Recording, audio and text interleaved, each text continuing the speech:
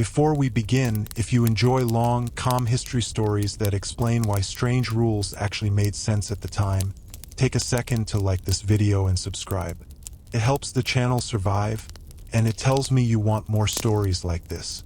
Imagine waking up in ancient Rome and realizing that almost everything about your daily life is controlled by rules that feel strange, invasive, or even ridiculous by modern standards.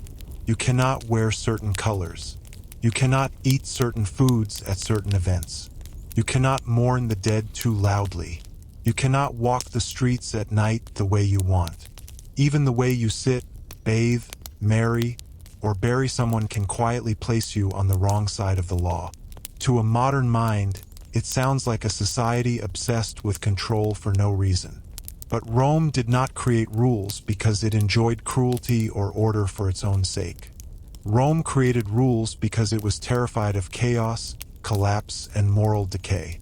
Rome was not just a city. It was a living machine filled with over 1 million people at its peak. Most lived in cramped apartment blocks built of wood, packed tightly together with open flames everywhere. Fire was a constant threat. Disease was always present. Riots could start from a rumor or a shortage of grain. The government could not rely on police in the modern sense. It relied on laws that shaped behavior before problems exploded. That is why many Roman rules seem bizarre until you understand what Rome was trying to prevent. Take clothing laws, for example. Romans were obsessed with what people wore, not out of vanity, but out of fear. The toga, a heavy, awkward garment, was not fashionable. It was a legal symbol. Only Roman male citizens could wear it in public political life. If you saw a man in a toga, you immediately knew his legal status. This mattered in a city where slaves, freedmen, foreigners, and citizens lived side by side. Confusion could lead to violence. A slave pretending to be a citizen could escape punishment. A citizen mistaken for a slave could be beaten or worse. Clothing laws created instant visual order in a city with no ID cards. Women faced even stricter rules. Certain colors, jewelry, and fabrics were restricted depending on class and marital status. These laws were not about beauty.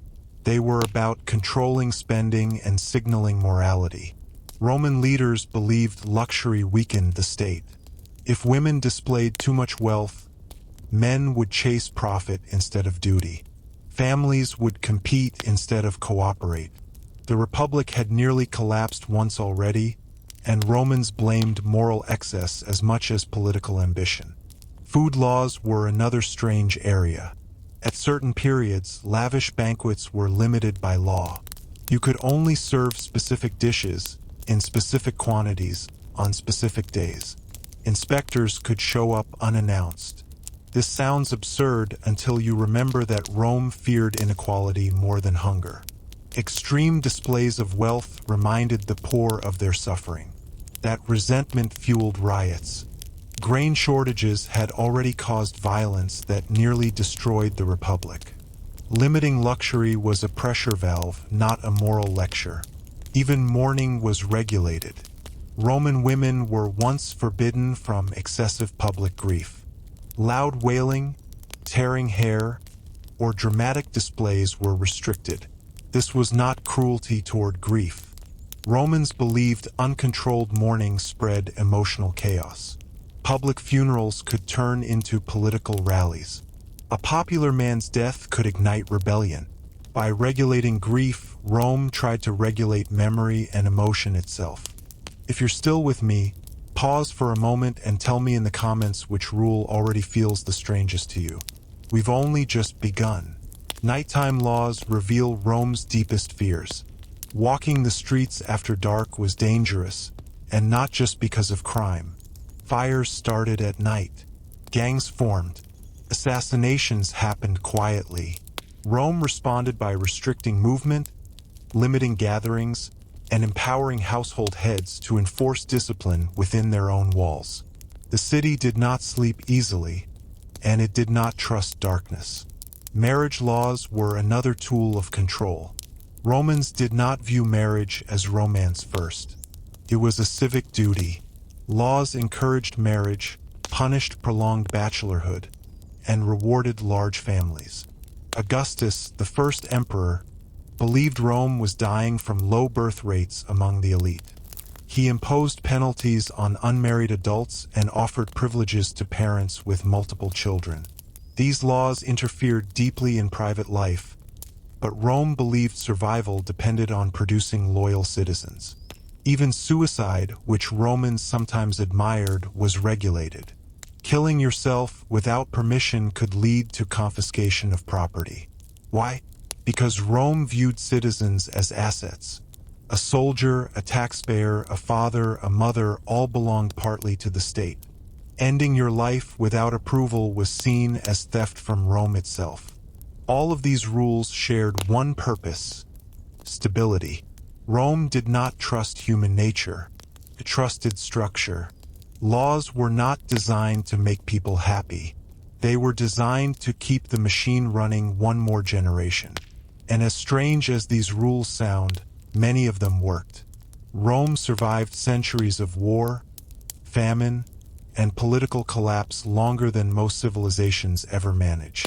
If you're finding this perspective interesting, make sure you're subscribed. The deeper we go, the stranger and more logical these rules become. This is only the beginning of how Rome tried to control fire, fear, family, and freedom in ways that still quietly influence modern laws today. Before we continue, remember to like this video if you enjoy slow, immersive history that explains the logic behind strange rules. It helps more than you think, especially if you're watching on your phone. To truly understand why Roman laws became so intrusive, you have to step into the physical reality of the city itself. Rome was loud, crowded, and constantly on the edge of disaster. Most people did not live in elegant villas. They lived in insulae, tall apartment blocks that leaned over narrow streets. These buildings were cheaply made, often with wooden beams and floors. Cooking fires burned day and night. Oil lamps flickered in hallways. One spark could wipe out an entire neighborhood. That is why Rome developed some of its strangest and strictest rules around fire. There were laws about how high buildings could be constructed, how wide streets had to be, and even what materials were allowed in certain districts. Nighttime activity was restricted not just to control crime, but to reduce the risk of fires spreading unnoticed. Rome eventually created one of the world's first organized fire brigades, the vigiles. They were firefighters, night watchmen, and police all at once. But even they relied on laws that forced citizens to behave in predictable ways. If people followed the rules, fewer disasters happened. If they didn't, punishment was swift. Another rule that feels shocking today involved collective punishment. If a slave murdered their master, every slave in that household could be executed. This sounds unimaginably cruel, and it was. But the logic behind it reveals Rome's deepest anxieties. Slaves vastly outnumbered free citizens. Rome functioned only because slaves remained obedient. The law was designed to make rebellion unthinkable.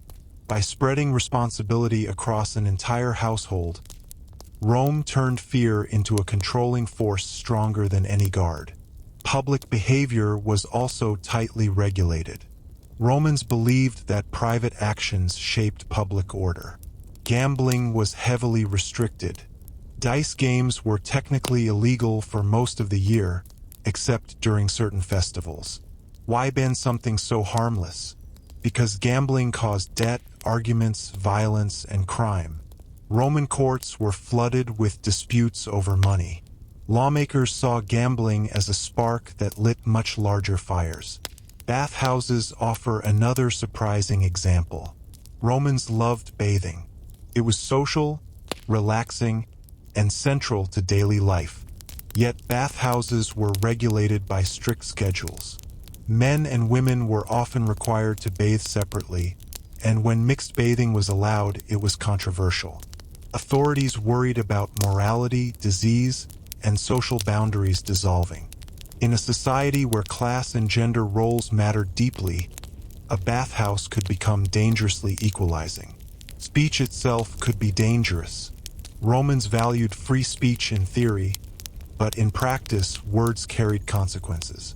Laws against slander, public insults, and even excessive satire existed because speech could incite violence. A well-placed accusation could ruin a family. A mocking poem could turn public opinion. Rome had learned through bitter experience that words could destabilize the state faster than weapons. If you've ever wondered why modern societies still regulate public speech, protests, and assemblies, you're seeing Rome's shadow. Religious rules were just as strict. Rome was deeply superstitious, but not in a personal way. Religion was civic. Certain rituals had to be performed correctly or the gods might withdraw their favor. Priests were punished for mistakes. Auspices, signs from birds or the sky, could cancel elections or military campaigns. Ignoring these signs was illegal. Romans believed disasters followed religious negligence. Obedience was survival. Even time itself was regulated. Certain days were marked as unlucky for legal or political activity. Courts could not meet. Assemblies could not vote.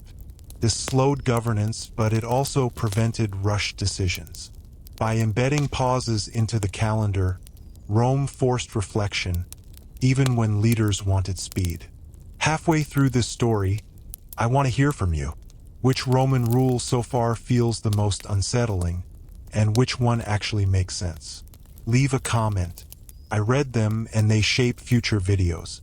Family life was another area where Rome interfered heavily. The paterfamilias, the male head of household, held immense legal power. He could control marriages, finances, and even life and death decisions within the family. This power seems terrifying, but Rome believed strong households created a strong state. Fragmented families meant divided loyalties. Laws reinforced hierarchy because hierarchy created predictability. Adultery laws reveal this clearly. Under Augustus, adultery became a public crime, not just a private matter. Husbands were legally required to report unfaithful wives. Fathers could even kill a daughter and her lover under specific conditions. These laws were brutal, but Rome saw sexual order as political order. Illegitimate children complicated inheritance, loyalty, and citizenship. Control sexuality, and you control society. Even waste disposal was regulated. Dumping trash improperly could result in fines. Why? Because waste attracted disease, blocked streets, and angered neighbors. In a city without modern sanitation, filth could kill. Law stepped in where infrastructure could not. Every strange Roman rule points back to one truth. Rome did not assume people would behave well on their own. It built a system where behavior was shaped constantly, quietly, and sometimes violently. And yet, people adapted. They joked about the laws. They bent them. They complained. They lived within them for generations. As we move deeper into Roman life, it becomes clear that the city was just as obsessed with controlling death as it was with controlling the living. Death in Rome was never a private affair. It was dangerous, politically charged, and emotionally explosive. That is why some of the strangest Roman rules existed around funerals, burial, and even how long someone was allowed to be remembered. In ancient Rome, you were not allowed to bury or cremate the dead inside the city walls. This rule was absolute. No matter how wealthy or powerful you were, your remains had to be taken outside the sacred boundary of the city, known as the pomerium. On the surface, this sounds like a basic sanitation rule, and partly it was. Decomposing bodies brought disease. Smoke from cremations polluted the air. But there was also a deeper fear at work. Romans believed the dead carried spiritual danger. Death was polluting. Allowing it inside the city threatened both physical health and divine protection. Funerals themselves were tightly regulated. There were laws limiting how many mourners could attend, how much money could be spent, and even how dramatic the ceremony was allowed to be. Professional mourners, often women hired to cry loudly and dramatically, were restricted or banned at various times. Excessive grief was seen as destabilizing. A large, emotional funeral could turn into a public protest. A popular figure's death could ignite political unrest. By controlling funerals, Rome controlled collective emotion. Even tombs were political objects. Wealthy Romans built elaborate monuments along roads leading into the city so everyone would see their names and achievements. Over time, this became a competition. Laws stepped in to limit size, inscriptions, and decoration. Memory itself was being regulated. Rome feared that individual glory could overshadow loyalty to the state. Punishment was another area where Roman rules seem cruel until you understand their purpose. Roman justice was public, visible, and often brutal. Executions were carried out in open spaces. Criminals were displayed, humiliated, and destroyed in ways meant to send a message. This was not sadism. It was communication. In a city with limited policing, punishment had to be unforgettable. Fear replaced enforcement.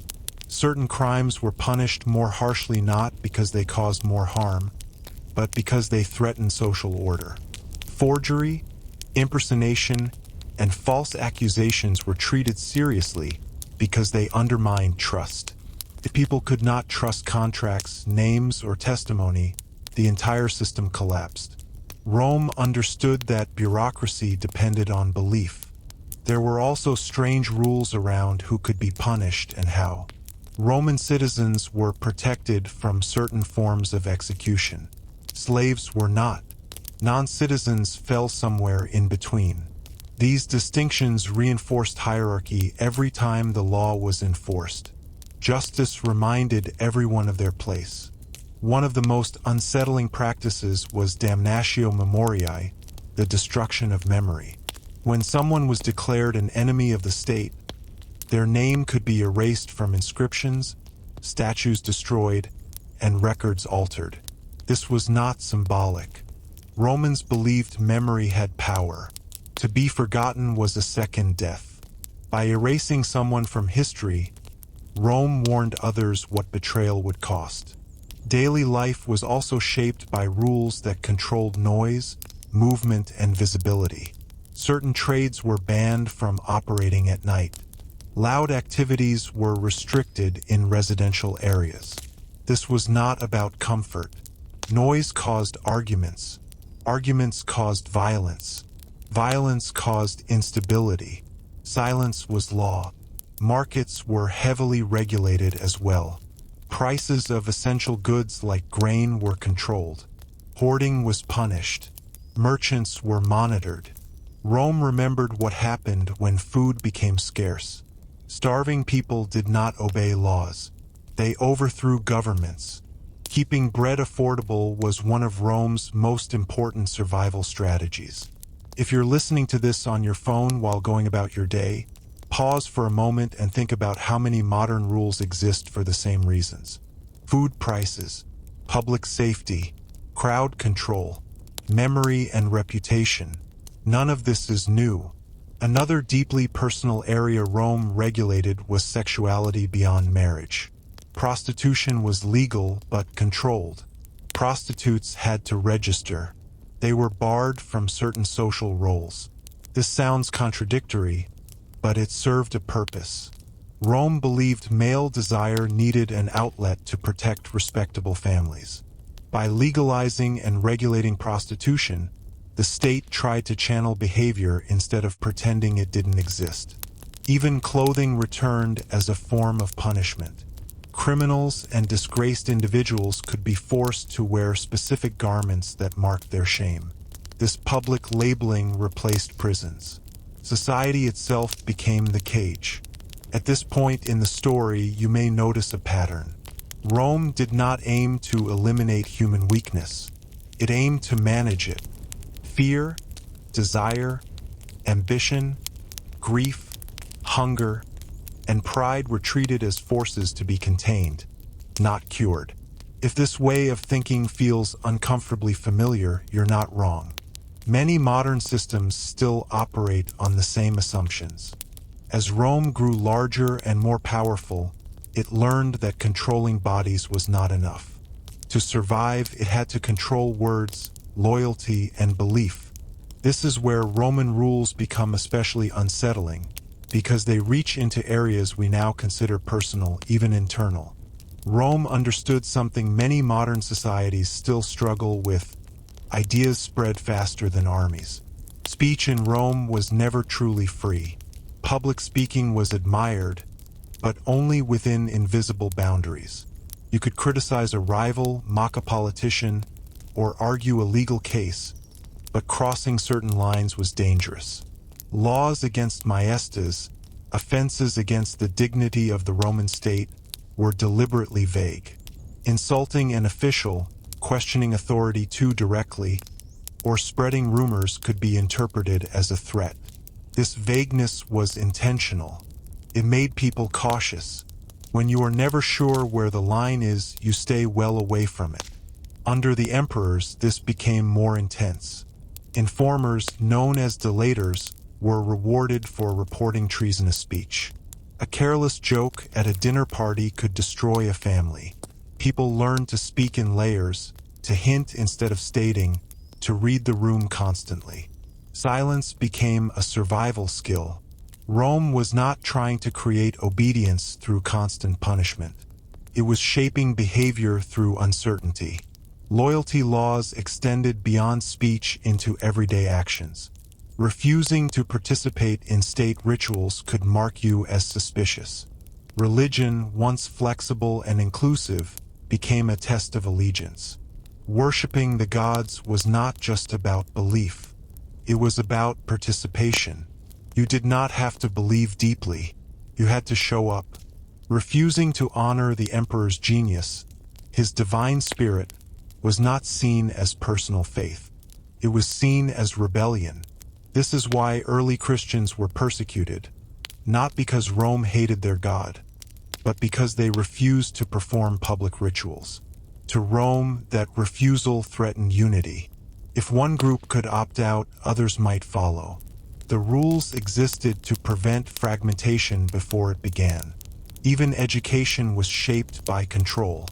Roman boys learned rhetoric not just to speak well, but to think within acceptable frameworks. Argumentation followed strict forms. You could debate, but only using approved structures. This trained future leaders to challenge each other without challenging the system itself. Travel was another surprisingly regulated area. While Rome built roads across the empire, movement was monitored. Soldiers needed permission to travel. Certain regions required passes. Banditry, desertion, and rebellion were constant fears. Roads connected the empire, but they also made it vulnerable.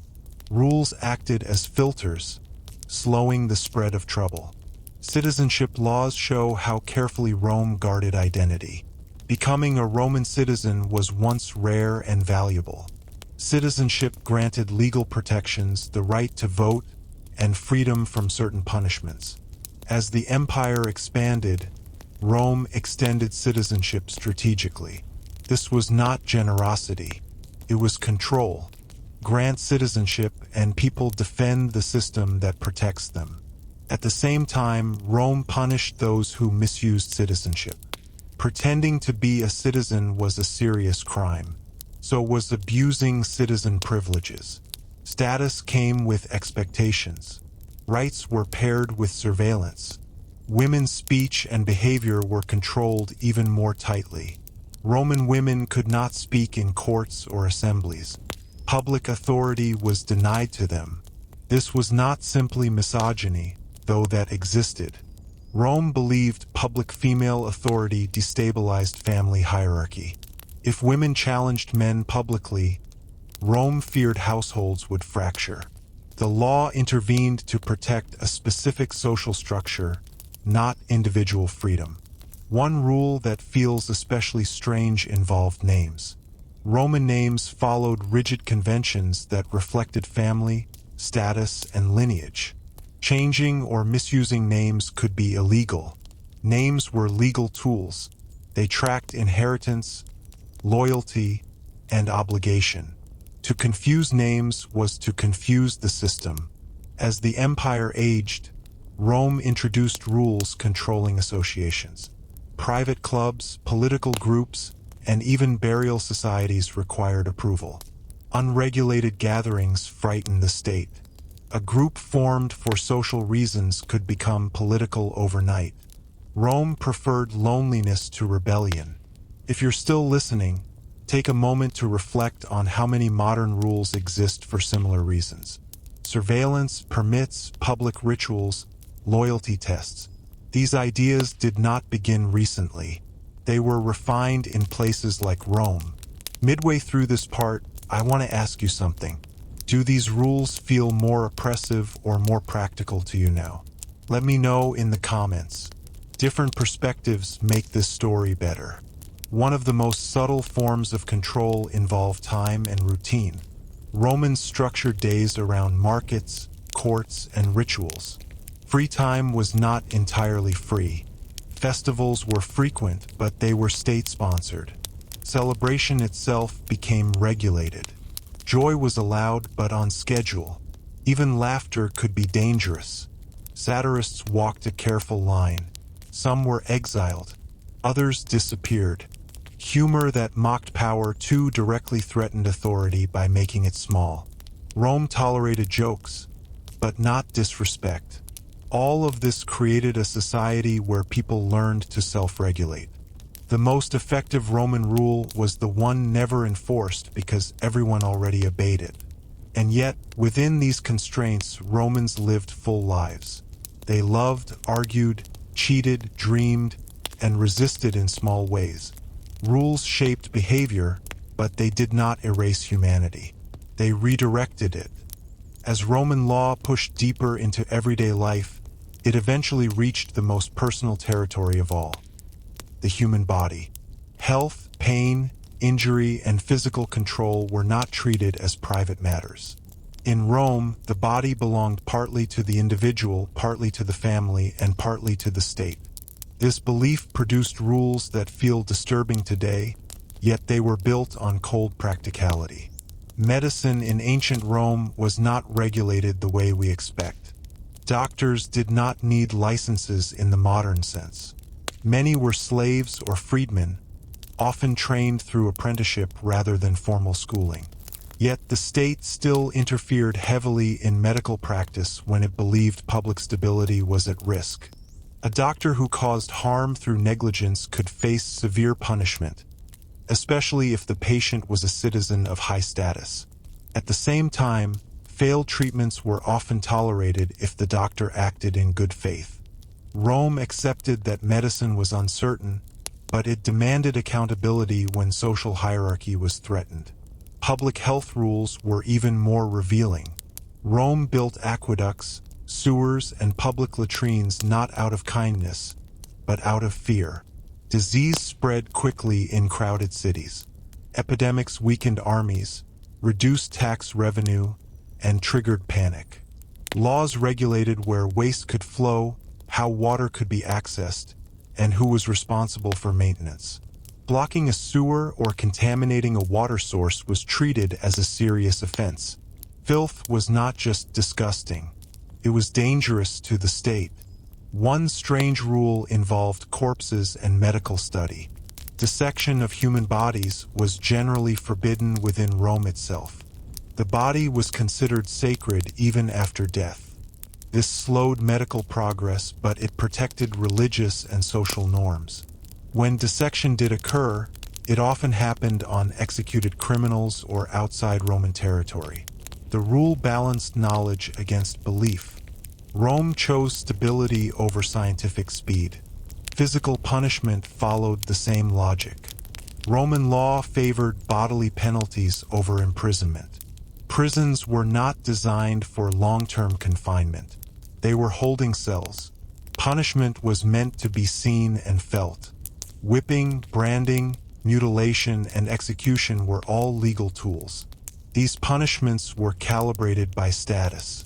A citizen might be exiled or fined. A slave might be beaten or killed. This inequality was intentional. Law reinforced social order every time it touched the body. Torture was legally permitted in specific circumstances, especially for slaves. Romans believed slaves could not be trusted to tell the truth without pain. This belief horrifies us today, but to Rome it was logical. Slaves existed outside the moral community of citizens. Their bodies were tools, not autonomous selves. The rule protected citizen testimony while extracting information from those considered unreliable. Even sexuality returned here in physical form. Laws regulated sexual acts based on status, not consent. A Roman male citizen was expected to dominate, not be dominated. Certain acts were legal or illegal depending on who performed them and with whom. The concern was not pleasure or harm. It was hierarchy.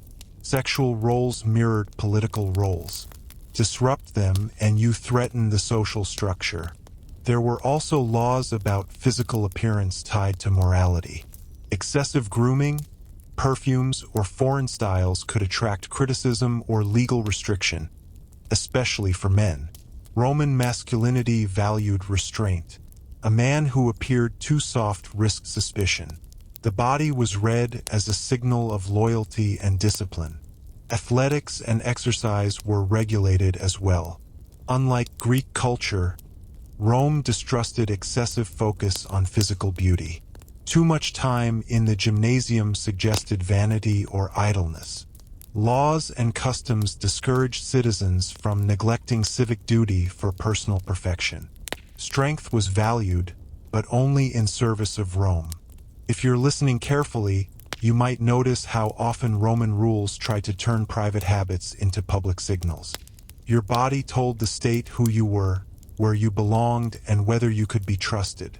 Halfway through this long story, I want to gently remind you that if this kind of deep, slow history helps you relax or think differently about the modern world, subscribing keeps these stories coming. Many people watch quietly, but subscriptions are what allow long projects like this to exist. Birth itself was regulated. Newborns were presented to the paterfamilias, who decided whether the child would be raised. Exposure, abandoning unwanted infants, was legal and common. This rule was brutal, but it reflected economic reality. Families without resources could not survive additional mouths. Rome allowed this cruelty to prevent deeper suffering and instability later. It was a rule born from scarcity, not indifference. Disability and injury were also addressed coldly. Severely disabled citizens could be excluded from certain rights. Soldiers injured in service were supported because they symbolized sacrifice. Others were left to family care. The state invested where it saw return. Even aging had legal meaning. Old age brought respect, but also limits. Certain public duties were restricted. Physical decline was acknowledged by law. Rome planned for weakness instead of pretending it didn't exist. All of this reveals a society that viewed the body as infrastructure. Just like roads, aqueducts, and walls, bodies had to function properly or be controlled. Compassion existed, but it was secondary to survival. As Rome tightened its grip on bodies and health, it also mastered something even harder to control: crowds. Large groups of people were both Rome's greatest strength and its greatest danger. Crowds could celebrate victories, support leaders, and build shared identity. But they could also riot, loot, and overthrow governments. Some of Rome's strangest rules existed not to stop entertainment, but to survive it. Public entertainment in Rome was never just entertainment. Games, races, and spectacles were political tools. That is why they were so heavily regulated. Gladiatorial games, for example, were not spontaneous events. They required official permission, strict scheduling, and enormous planning. Weapons were controlled. Fighters were owned, trained, and insured like property. The state feared uncontrolled violence almost as much as it enjoyed controlled violence. One of the most surprising rules involved seating. Where you sat in a theater or amphitheater was determined by law. Senators sat closest to the action, then equestrians, then ordinary citizens. Women, slaves, and foreigners were placed further away, often in the upper tiers. This was not about comfort or prestige alone. It was about visibility. Rome wanted everyone to see hierarchy clearly, even while being entertained. The crowd itself became a lesson in social order. Chariot racing, the most popular sport in Rome, was even more dangerous. Teams were associated with factions, colors, and intense loyalty. Riots were common. Entire districts could erupt over a disputed race. Rome responded with rules limiting gatherings, policing fan behavior, and sometimes even banning races temporarily. Officials understood that passion, when left unchecked, turned into rebellion. Alcohol was another constant concern. Wine was everywhere in Rome. It was safer than water and consumed daily. Yet drunkenness was frowned upon, especially for women and the elite. Laws and customs punished public intoxication because it lowered inhibitions. Drunk citizens fought, insulted authority, and ignored boundaries. Rome tolerated drinking but feared loss of control. The streets themselves were regulated spaces. Vendors needed permission. Certain trades were restricted to specific areas. Carts were banned from city streets during daylight hours to prevent congestion and accidents. This is why Roman cities were so walkable. These rules were not about convenience. A blocked street could prevent firefighting, military movement, or emergency response. Order kept the city alive. Even celebrations were controlled. Triumphs, the grand victory parades of generals, required Senate approval. A general could not simply declare himself victorious. Triumphs followed strict rituals, routes, and symbols. This prevented ambitious commanders from using popular support to seize power too easily. Rome had learned painfully how dangerous popular generals could be. Violence in entertainment followed similar logic. Gladiators were expected to fight bravely, but not chaotically. Referees enforced rules during combat. Certain techniques were illegal. Mercy could be granted by officials, not just crowds. Even death followed procedure. Rome wanted violence to appear powerful but predictable. If you're watching this on your phone right now, think about how modern events still control crowds the same way. Seating sections, security checks, scheduled exits. Rome invented much of this thinking out of necessity. Halfway through this part, let me ask you something. Do you think Rome used entertainment to distract people or to educate them about power? Leave your thoughts in the comments. There's no single right answer. Punishments were often integrated into entertainment spaces. Executions could take place during games. Criminals were displayed and destroyed before cheering crowds. This served multiple purposes. It punished the offender, entertained the masses, and reminded everyone what happened when rules were broken. Fear became communal. Markets and festivals followed strict calendars. You could not hold events whenever you wanted. Unauthorized gatherings raised suspicion. A festival without approval looked like a political meeting. Rome preferred boredom over conspiracy. Even laughter had limits in public spaces. Mocking officials during games could lead to arrest. Crowds were allowed to react, but not to challenge authority openly. The line between enthusiasm and sedition was thin. Rome also controlled how victories and defeats were remembered. Losing generals were sometimes denied public mourning. Victorious ones were celebrated carefully. Memory management extended into entertainment because stories spread fastest where people gathered. What makes these rules fascinating is that they worked for a long time. Rome managed massive crowds without modern technology. It relied on ritual, fear, habit, and law woven together. But cracks always appeared. When food shortages met angry crowds, no rule could hold forever. Entertainment turned into protest. Games turned into riots. Rome survived many of these moments, but each one reshaped its laws. By the time Rome mastered crowds and spectacle, it had already learned a harder lesson. Fear spreads quietly. Riots announce themselves. Rebellion does not. The most dangerous threats to Roman power often began as whispers, private conversations, or small acts of refusal. That is why some of Rome's most unsettling rules focused on watching people without being seen. Rome never created a single secret police in the modern sense, but it didn't need one. Surveillance was built into everyday life.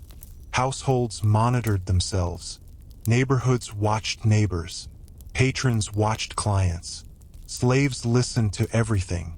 The law rewarded information, turning ordinary people into extensions of state power. Informers existed long before emperors abused them. In the Republic, citizens were encouraged to report corruption, fraud, and illegal assemblies. Under the Empire, this system grew darker. Informers could receive money, status, or protection.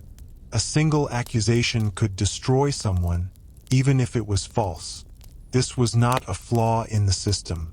It was the system. Rome understood that uncertainty kept people cautious. When anyone might be listening, you speak carefully or not at all. Letters were not private in the way we imagine today. Messages passed through many hands. Messengers could be questioned. Seals could be broken. Important correspondence was often coded or written indirectly. Saying the wrong thing in writing was especially dangerous because it could be preserved.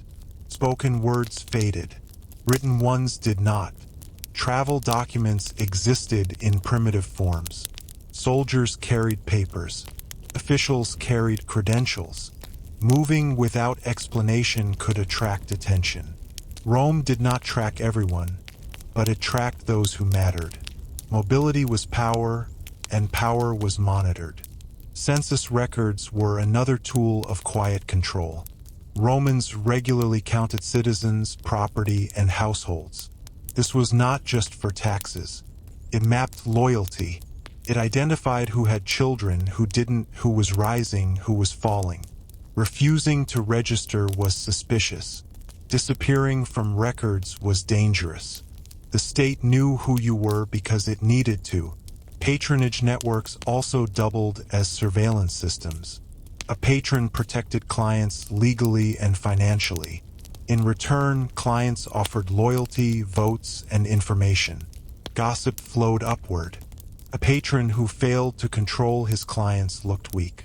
A client who betrayed a patron lost protection. Law reinforced this structure because it kept society legible. Religion returned again as a monitoring tool. Public sacrifices were visible acts of loyalty. Skipping them marked you. Participating cost little, so refusal stood out. Rome preferred rituals that required action, not belief. Action could be seen. Even silence could be suspicious.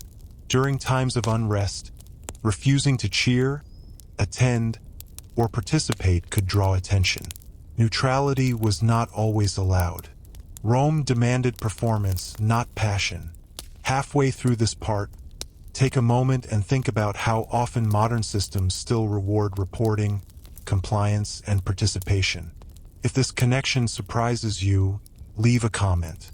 These patterns didn't disappear. They evolved. Punishment for perceived disloyalty was often indirect. Instead of execution, Rome favored exile, confiscation of property, or loss of status. These penalties isolated individuals without creating martyrs. A man stripped of land and reputation was less dangerous than a dead hero. Rome managed threats by making people small, not famous. One particularly strange rule involved association with the condemned. If someone was declared an enemy of the state, even speaking their name could be risky. Friends distanced themselves. Family members denied closeness. Law didn't always force this behavior. Fear did. Rome relied on social pressure to complete what law began. The military was monitored even more closely. Soldiers swore oaths of loyalty not just to Rome, but to specific leaders. Desertion was punished harshly. Writing letters criticizing command could lead to execution. The army was Rome's spine. Any sign of fracture had to be crushed immediately. Children were also shaped by this environment. From a young age, Roman boys learned when to speak and when to stay quiet. Rhetoric schools taught persuasion but also restraint. Knowing what not to say was as important as knowing what to say. Education trained obedience alongside intelligence. Women experienced surveillance differently. Their movements, relationships, and reputations were constantly judged. Gossip functioned as enforcement. A woman who appeared disloyal, immoral, or disruptive could damage her entire family. Law reinforced this by tying female behavior to male honor. What makes Rome's system effective is that it rarely needed constant force. People internalized the rules. They adjusted behavior automatically. Over time, surveillance became invisible because it lived inside habits. But this constant pressure had consequences. Trust eroded. Paranoia grew. False accusations multiplied. Emperors became isolated, surrounded by silence and fear. The same system that protected Rome also poisoned it slowly. And yet, for centuries, it worked well enough. Rome expanded, ruled, and endured not because its people were free, but because they were predictable. By the time Rome perfected surveillance and fear, it turned its attention to something far more abstract, yet just as dangerous: the future. Romans believed the future was not random. It was readable, negotiable, and punishable. That belief created some of the strangest rules in Roman life. Rules that tried to control fate itself. Romans were obsessed with signs. Birds flying the wrong way, thunder at the wrong moment, animals behaving strangely. All of these were treated as messages. But here is the important part. Interpreting those messages was not open to everyone. Only specific officials, trained and approved by the state, were allowed to read omens publicly. This was not superstition running wild. It was authority protecting itself. If a general wanted to delay an election, cancel an assembly, or halt a military campaign, an unfavorable omen could do it legally. Declaring that the gods disapproved stopped action instantly. But announcing an omen without authority was illegal. Reading signs without permission was seen as political manipulation. Rome did not fear superstition. It feared uncontrolled superstition. Astrology was treated the same way. People believed the stars influenced destiny, personality, and power. Emperors consulted astrologers privately, but public astrology was restricted. Predicting the death of an emperor or the fall of the state was punishable by exile or death. Why? Because belief could become action. If enough people believed a ruler was doomed, they might help make it true. Rome punished predictions not because they were false, but because they were powerful. Fortune tellers and prophets existed everywhere, but they walked a dangerous line. Some were tolerated. Others were expelled from the city repeatedly. Entire groups of astrologers were banned, then quietly allowed back, then banned again. This cycle wasn't inconsistency. It was pressure control. Rome allowed just enough prophecy to keep people calm, but never enough to threaten authority. Dreams were taken seriously as well. Romans believed dreams could carry messages from the gods. But sharing dreams publicly could be dangerous. A dream that hinted at rebellion or divine disapproval of leadership could be interpreted as sedition. There were cases where people were punished not for actions, but for claiming to have dreams that others found threatening. Even the unconscious mind was not fully private. Time itself became a tool of control through the calendar. Roman calendars were filled with marked days. Some days were considered unlucky for business, politics, or war. Courts could not meet. Assemblies could not vote. These restrictions slowed decision-making deliberately. Rome feared haste. Fast decisions led to mistakes, ambition, and coups. By embedding pauses into time, Rome controlled momentum. Even the naming of months and days was political. Leaders attached their names to time itself. Julius Caesar reshaped the calendar. Augustus followed.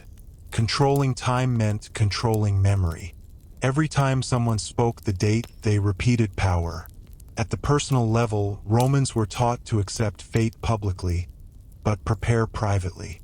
Complaining too openly about destiny could be seen as ingratitude toward the gods or dissatisfaction with Rome's order. Endurance was praised. Emotional restraint was admired. Laws didn't always enforce this directly. Culture did, but law backed culture when needed. Halfway through this part, let me ask you something quietly. Do you think modern societies still try to control the future by controlling predictions, narratives, and expectations?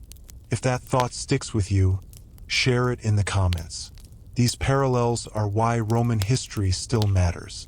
Fear of the future also shaped inheritance laws. Wills were strictly regulated. Changing a will improperly could invalidate it entirely. Witnesses were required. Forms mattered more than intention. Why such rigidity? Because inheritance disputes destroyed families. Family collapse weakened social order. Rome chose formality over fairness to preserve stability. Adoption laws reveal the same logic. Roman adoption was not about children. It was about continuity. Elite families adopted adult men to carry names, property, and religious duties forward. Adoption followed strict legal procedures. Informal arrangements were meaningless. Identity had to be official to be trusted. Debt was another future threat. Roman debt laws were harsh. Debtors could lose property, status, and freedom. This cruelty existed because debt created desperation. Desperate people break laws, riot, or flee. Rome punished debt to discourage risk-taking that could destabilize communities. There were also laws limiting how much fear could be expressed publicly during crises. During plagues, wars, or disasters, spreading panic could be punished. Rumors were dangerous. A frightened population was harder to govern than an angry one. Rome preferred controlled fear to uncontrolled terror. Even funerals returned here again. Excessive prediction about omens following a death could be restricted. A death interpreted as a sign of coming collapse threatened morale. Rome managed narratives around loss carefully. What all of this shows is that Rome didn't just rule land and people. It tried to rule expectation. If people believed tomorrow would come, they obeyed today. If they believed the future was collapsing, no law could stop them. By the time Rome learned to control the future through omens and prediction, it realized something even more dangerous than rebellion: memory. Armies could be defeated, crowds could be calmed, but stories once released lived forever. So Rome did something radical. It tried to regulate the past. History in Rome was never neutral. Writing history was a political act, and not everyone was allowed to do it freely. Official records, public inscriptions, and monuments were carefully controlled. Victories were carved in stone. Defeats were softened, delayed, or erased. When Rome lost, it rarely admitted it openly. Silence became a tool. One of the most chilling practices was damnatio memoriae, the condemnation of memory. When a leader was declared an enemy of the state after death, their name could be removed from inscriptions, statues smashed, coins melted down. It was not enough for Rome to punish the body, punished remembrance. To be forgotten was considered worse than death because it denied a person legacy. This wasn't done impulsively.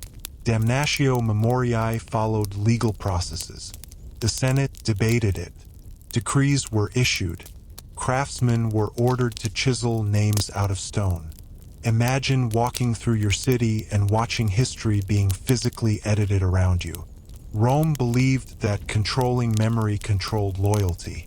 Private memory was also shaped. Families were discouraged, sometimes forbidden, from publicly mourning disgraced relatives. Funeral speeches avoided controversial details. Even household shrines could become politically dangerous if they honored the wrong ancestors. The past lived in the home, so the home became part of state concern. Written records were another battlefield. Archives existed, but access was limited. Legal documents, citizenship records, and decrees were stored under supervision. Altering records was a serious crime, yet powerful individuals sometimes managed it quietly. Rome knew records were power, so it guarded them fiercely, while allowing selective flexibility for elites. Education reinforced this selective memory. Roman children learned approved versions of history. Heroes were celebrated for obedience, sacrifice, and loyalty. Rebels were portrayed as monsters, even when their motives were complex. History lessons weren't about truth. They were about behavior. Even public anniversaries were regulated. Which victories deserved celebration? Which defeats were ignored? Festivals commemorated success, not struggle. Collective memory was curated to create pride and continuity. Rome didn't want citizens thinking about collapse. It wanted them thinking about endurance. Halfway through this part, pause for a second and think about this question. Who decides what parts of history are remembered today, and which ones fade quietly away? If this thought resonates, leave it in the comments. Conversations like that keep these long stories alive. Monuments themselves were laws made of stone. You couldn't erect statues wherever you wanted. Public honor required permission. A statue was not just praise. It was a political statement. Unauthorized monuments could be torn down. Rome decided who deserved to be visible. Even language was controlled subtly. Certain words carried political weight. Calling someone tyrant, savior, or enemy of the people could trigger consequences. Official language shaped public perception. Titles were carefully chosen to elevate authority without provoking fear. Augustus, for example, avoided calling himself king. The word carried dangerous memories. Family history was bound tightly to law through inheritance and lineage. Claiming descent from a prestigious ancestor brought privileges, but also scrutiny. False genealogies could be punished. Identity had to be provable. Memory without documentation was weak. Rome also regulated forgetting in practical ways. After civil wars, amnesties were declared. Past crimes were officially forgiven, but only under strict terms. You could forget, but only when the state told you it was time. This prevented endless cycles of revenge that could tear society apart. Public mourning followed similar logic. Excessive grief for fallen enemies could appear disloyal. Excessive celebration after internal conflicts could inflame tensions. Emotion itself became politically sensitive. Rome did not outlaw feeling, but it controlled expression. Theaters and literature played a role here too. Plays often retold myths and history in ways that reinforced Roman values. Writers learned to disguise criticism as allegory. Too direct, and punishment followed. Subtlety became survival. The audience learned to listen between lines.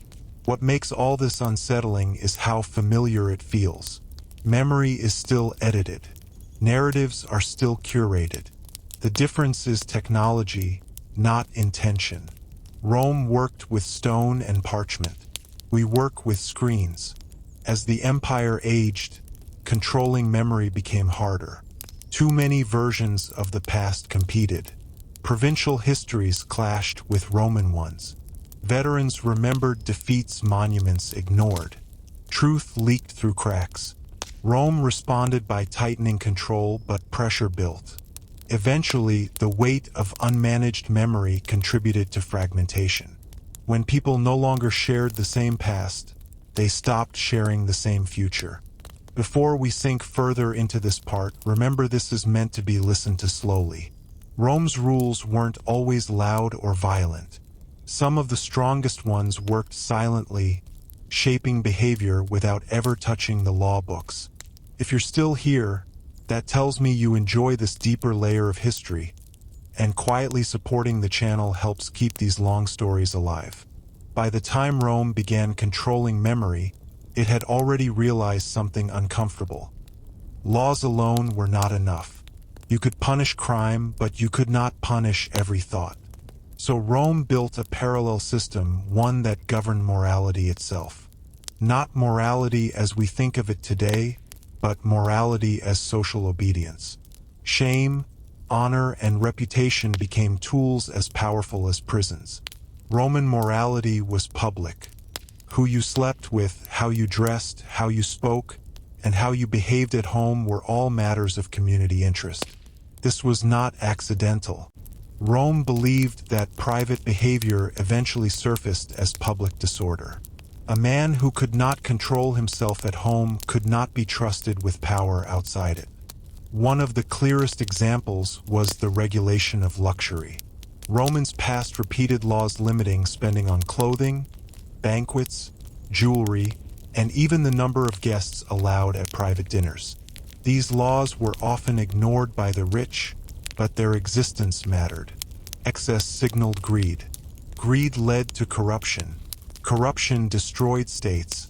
Rome didn't outlaw pleasure because it hated pleasure. It feared imbalance. Women were targeted especially by these moral laws.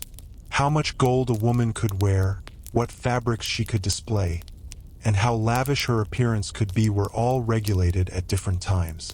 This wasn't just misogyny, though that played a role. Roman lawmakers believed women's appearance reflected the moral health of households. A visibly extravagant woman suggested a weak or indulgent man. The state intervened to preserve masculine authority. Marriage was another deeply regulated space. Marriage in Rome was not primarily about love. It was about stability, alliances, and reproduction. Laws rewarded marriage and punished remaining unmarried for too long, especially among the elite.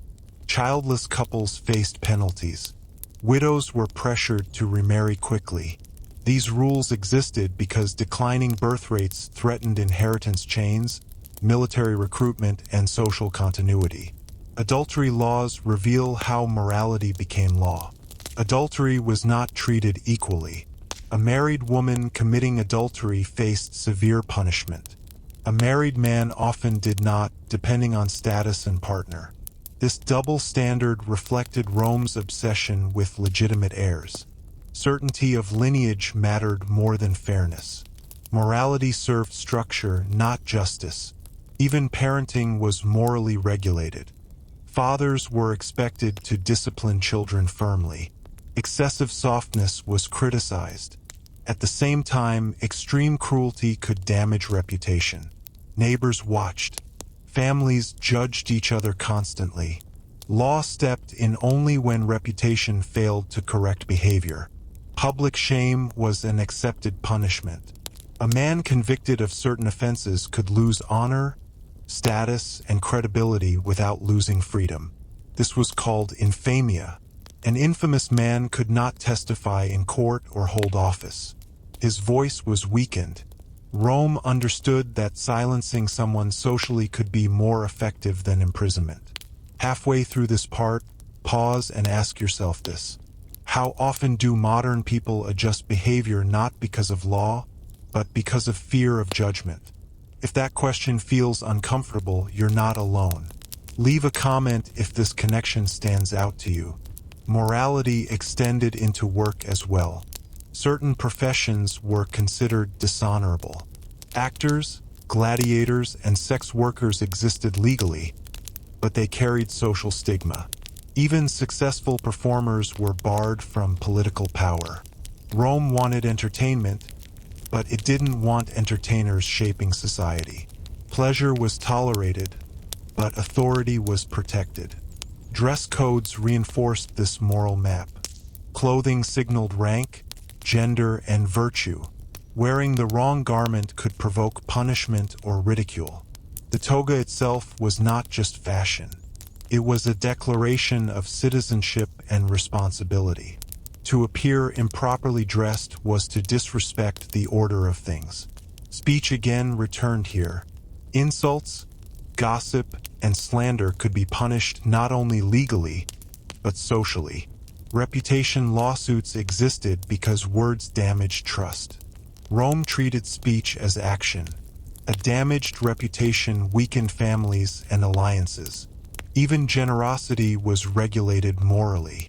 Giving too much could be seen as bribery. Giving too little as stinginess. Patronage required balance. Rome distrusted extremes. Moderation became the highest virtue because extremes destabilized relationships. Religion supported moral regulation quietly. Gods were portrayed as guardians of family, loyalty, and discipline. Moral failure was framed as divine displeasure. You didn't just disappoint society, you offended the cosmos. This layered pressure worked where law could not reach. What's striking is how little force was required once these norms took root. People corrected themselves. They adjusted behavior automatically. Rome outsourced control to culture. But this system also crushed individuality. Those who did not fit norms struggled. Outsiders, eccentrics, and dissenters paid heavily. Moral regulation preserved order, but it narrowed acceptable life paths. As Rome expanded, moral rules clashed with provincial customs. What was shameful in Rome was normal elsewhere. This tension forced Rome to choose between flexibility and dominance. Often, it chose dominance. As Rome expanded, it absorbed lands with their own laws, gods, customs, and ideas of right and wrong. Conquest was easy compared to integration. The real challenge was forcing Roman order onto people who had lived differently for centuries. Many of Rome's strangest rules became sharper, harsher, and more deliberate once applied outside Italy. Rome often claimed to respect local traditions, and sometimes it did. Cities were allowed to keep their councils, temples, and festivals, but only as long as they didn't interfere with Roman authority. This conditional freedom was itself a rule. The moment a local custom threatened taxes, military recruitment, or loyalty tolerance ended. One major point of conflict was law itself. Roman law was based on citizenship, status, and hierarchy. In many provinces, law had been communal, religious, or tribal. Suddenly, a person's rights depended on whether Rome recognized them as a citizen, a subject, or nothing at all. Two people committing the same act could face completely different punishments based solely on legal identity. This wasn't corruption. It was design. Taxation rules were another source of resentment. Rome outsourced tax collection in many regions to local elites or private contractors. These collectors had quotas. Anything beyond that was profit. Abuse was common, but Rome tolerated it as long as revenue flowed and rebellion didn't.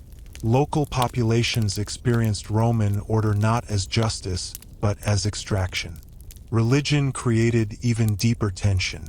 Rome expected conquered peoples to honor Roman gods alongside their own. Most polytheistic cultures adapted easily.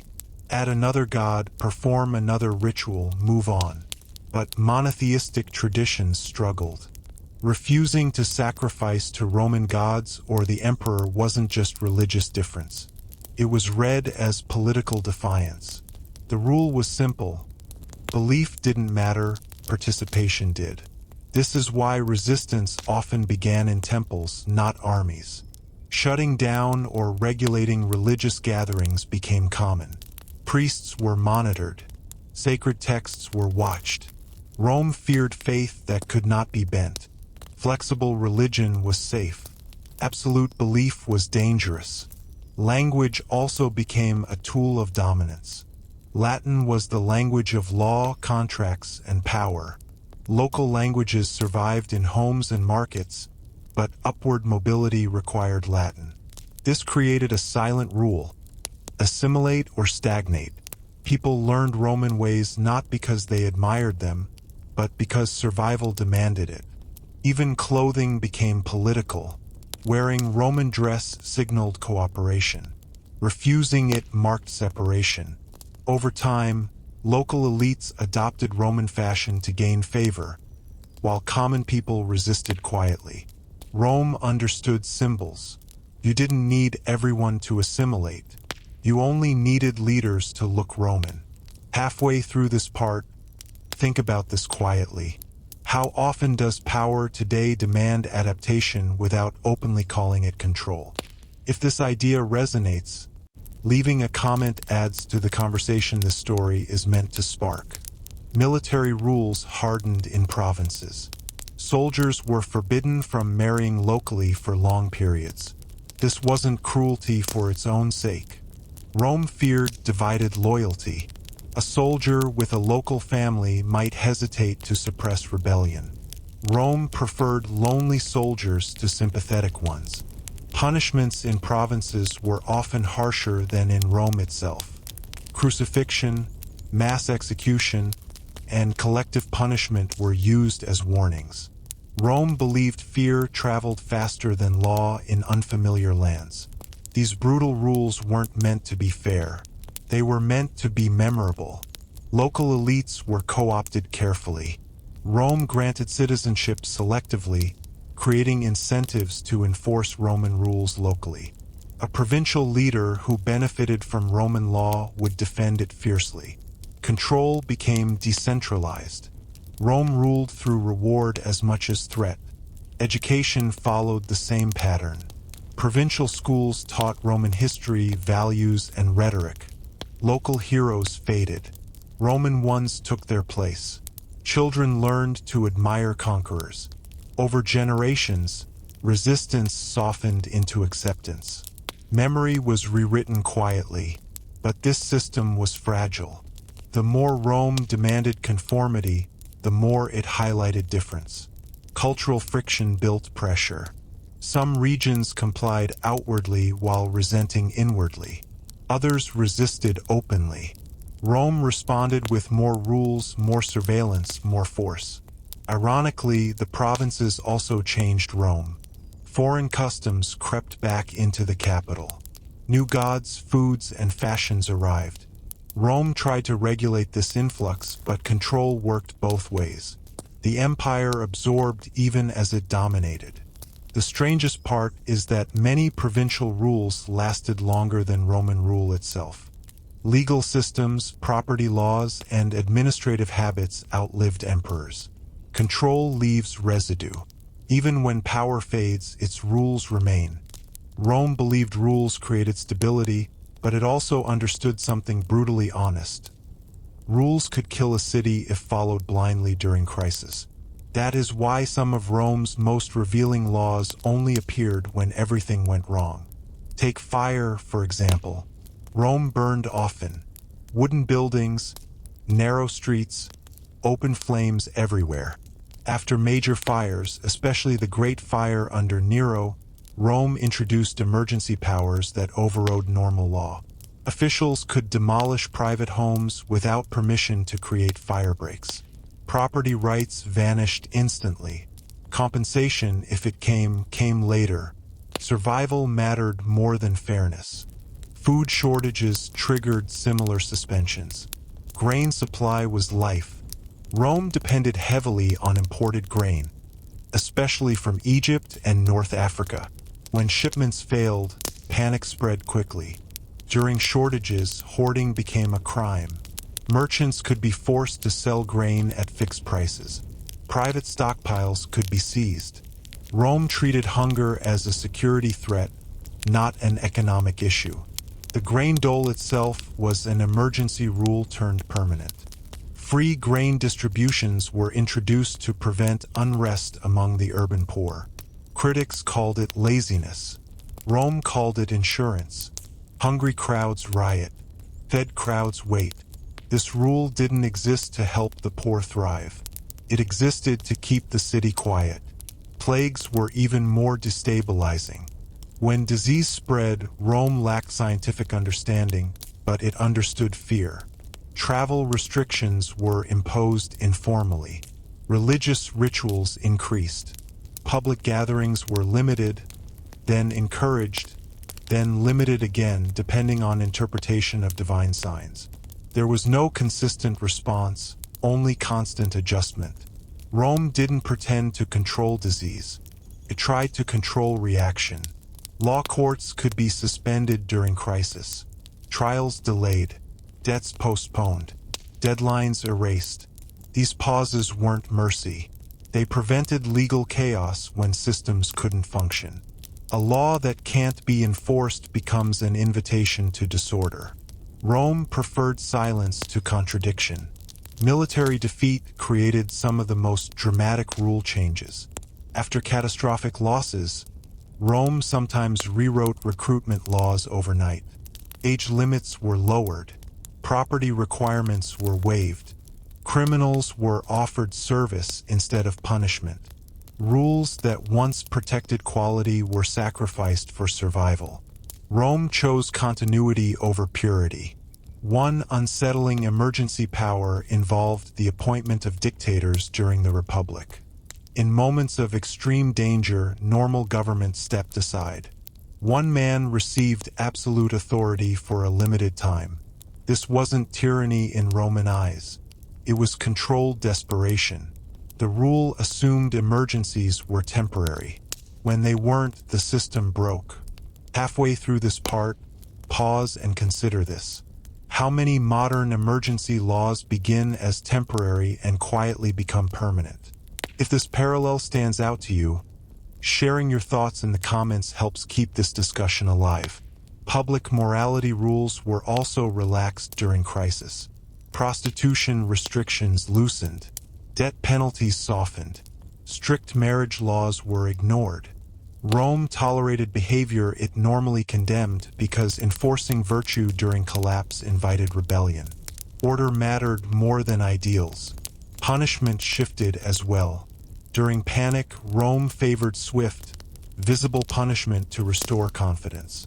Suspected arsonists, looters, or agitators could be executed without lengthy trials. Fear was used to suppress fear. It was a grim calculation, but Rome believed hesitation was worse. At the same time, scapegoating increased. Minorities, foreigners, and unpopular groups were blamed for disasters. Laws tightened around them. Expulsions followed.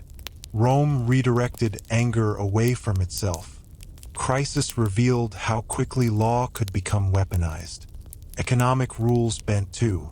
Coinage was debased. Taxes delayed or increased unpredictably. Contracts were broken by the state itself. Trust eroded, but Rome accepted long-term damage to avoid immediate collapse. Emergency thinking traded tomorrow for today. What's striking is how openly Rome acknowledged this flexibility. Stability was not about consistency. It was about outcome. Rules were tools, not principles. They existed to keep Rome alive, not to be morally pure. Once crisis passed, Rome often tried to restore normal law, but scars remained. Temporary powers lingered. Precedents stayed. Citizens remembered who benefited and who suffered. Each emergency shifted the boundary of acceptable control. Over centuries, these shifts accumulated. Rome didn't fall because of one crisis. It adapted itself slowly into something harsher, more centralized, and less trusting. Survival reshaped identity. Before this part carries you forward, let the pace slow again. What follows is quieter, heavier, and more human. Rome's rules were strongest where people were weakest. If you're still listening at this point, you're hearing the empire from the inside, not the marble statues. Supporting the channel, even silently, is what allows stories like this to exist without rushing. Rome could not function without people who lived outside protection. Slaves, freed people, foreigners, and the legally invisible carried the empire on their backs. And because they were essential, Rome regulated them obsessively. Not out of kindness, but out of fear. Slavery in Rome was not a side system. It was the system. Slaves worked homes, farms, mines, workshops, offices, and even schools. Some were educated. Some were brutalized. What united them was not their work, but their lack of legal personhood. A slave's body belonged to someone else. This single rule shaped everything. One of the most chilling Roman laws stated that if a master was murdered in his home, all slaves living there could be executed, regardless of guilt. The logic was brutal but simple. Slaves lived closest to masters. If they didn't prevent violence, they were complicit. This rule wasn't about justice. It was about terror. Rome believed collective punishment prevented collective rebellion. Slaves could not legally marry. Their relationships were called contubernium, tolerated but not recognized. Children born to slaves automatically belonged to the master. Families could be separated at any moment. This wasn't oversight. It was control. Stable slave families created loyalty. Rome wanted obedience, not loyalty. Yet Rome also allowed slaves to earn money, keep savings, and even buy freedom. This seems humane until you understand the reason. Hope reduces revolt. A slave who believed freedom was possible worked harder and resisted less. Manumission, the act of freeing a slave, was regulated carefully. Too many freed slaves threatened social hierarchy. Too few increased unrest. Balance mattered more than morality. Freed people lived in an uncomfortable middle space. They were legally free but socially marked. Freedmen owed loyalty to former masters. Freed women remained tied to old households. They could work, trade, and grow wealthy, but political power remained limited. Rome used freed people as administrators, clerks, and managers, especially under emperors. This angered elites, but it was practical. Freed people were loyal upward. Their status depended on the system surviving. Foreigners faced a different set of rules. In Rome, not everyone counted. Legal status determined everything. A foreigner could live in the city for years and still lack basic protections. Assault against them carried lighter penalties. Their testimony mattered less. Rome justified this by claiming outsiders did not share Roman values. Trust was conditional. Even among citizens, status fractured experience. Poor citizens technically had rights, but enforcing them required resources. Legal access existed on paper, not in practice. Wealth determined how much law protected you. Rome did not hide this. It accepted inequality as natural. Halfway through this part, pause and consider this. How many modern systems rely on people who are essential, but barely protected? If that thought lingers, share it in the comments. These stories connect past and present more than we like to admit. Work itself was regulated by honor. Certain jobs were considered degrading regardless of necessity. Manual labor was tolerated, but disdained. Intellectual labor carried prestige. This distinction shaped law. Some professions were excluded from civic life. Rome depended on them, yet pushed them aside socially. Utility did not equal respect.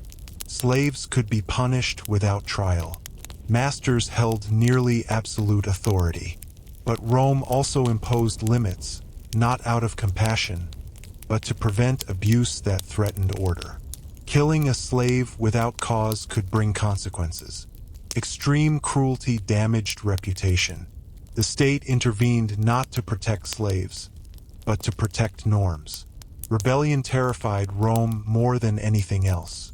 Slave revolts were met with overwhelming violence.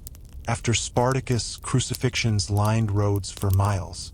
This was not about ending resistance. It was about making resistance unimaginable. Fear was the lesson. Foreign communities were monitored carefully. Ethnic neighborhoods formed naturally, but too much cohesion looked suspicious. Rome allowed difference, but not unity outside its control. Laws restricted assemblies, weapons, and leadership among non-citizens. Diversity was tolerated only when fragmented. Even language marked vulnerability. Speaking with an accent could invite mockery or mistrust. Latin signaled belonging. Those who couldn't speak it remained outsiders no matter how long they lived under Roman rule. Law didn't enforce this directly. Society did. What's striking is how many of these people still believed in Rome. Freed slaves praised the system that freed them. Foreigners sought citizenship desperately. The rules were harsh, but the rewards were real. Rome made itself desirable even to those it oppressed. But this created tension. As more people lived inside Rome without full protection, resentment grew quietly. Law could suppress rebellion, but not forever. The empire relied on fragile loyalty from those it denied equality. In ancient Rome, dying was not a private moment. It was a legal, social, and political event. The way you died, where you died, and what happened to your body afterward mattered deeply, not just to your family, but to the state. Rome believed unmanaged death created chaos, fear, and dangerous ideas. One of the strictest rules involved where people could be buried. Burial inside the city was forbidden for most people.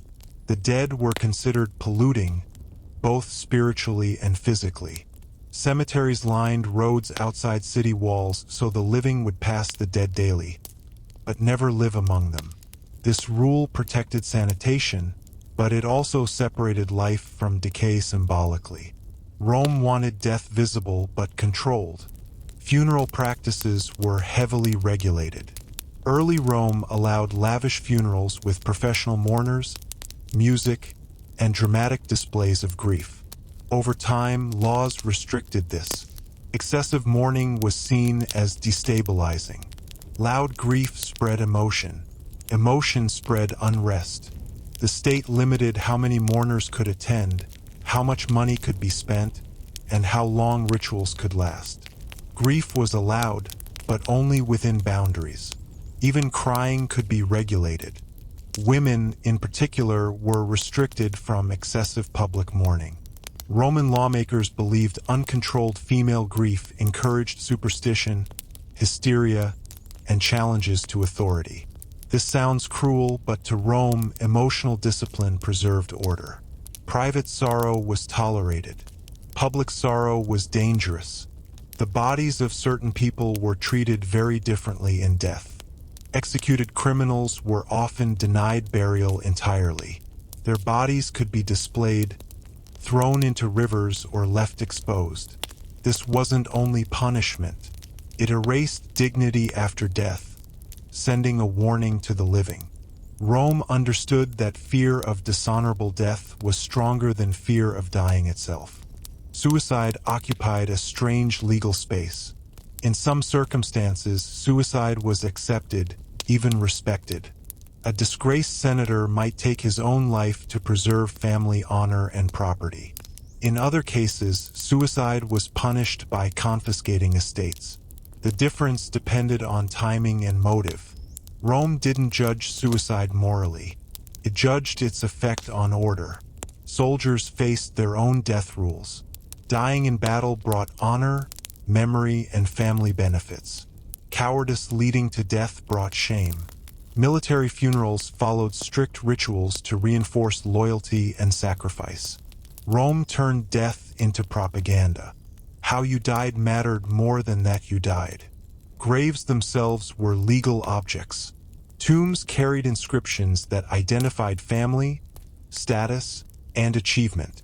Damaging a tomb was a serious crime. This wasn't sentimentality. Tombs anchored family identity and inheritance. Disturbing them threatened social continuity.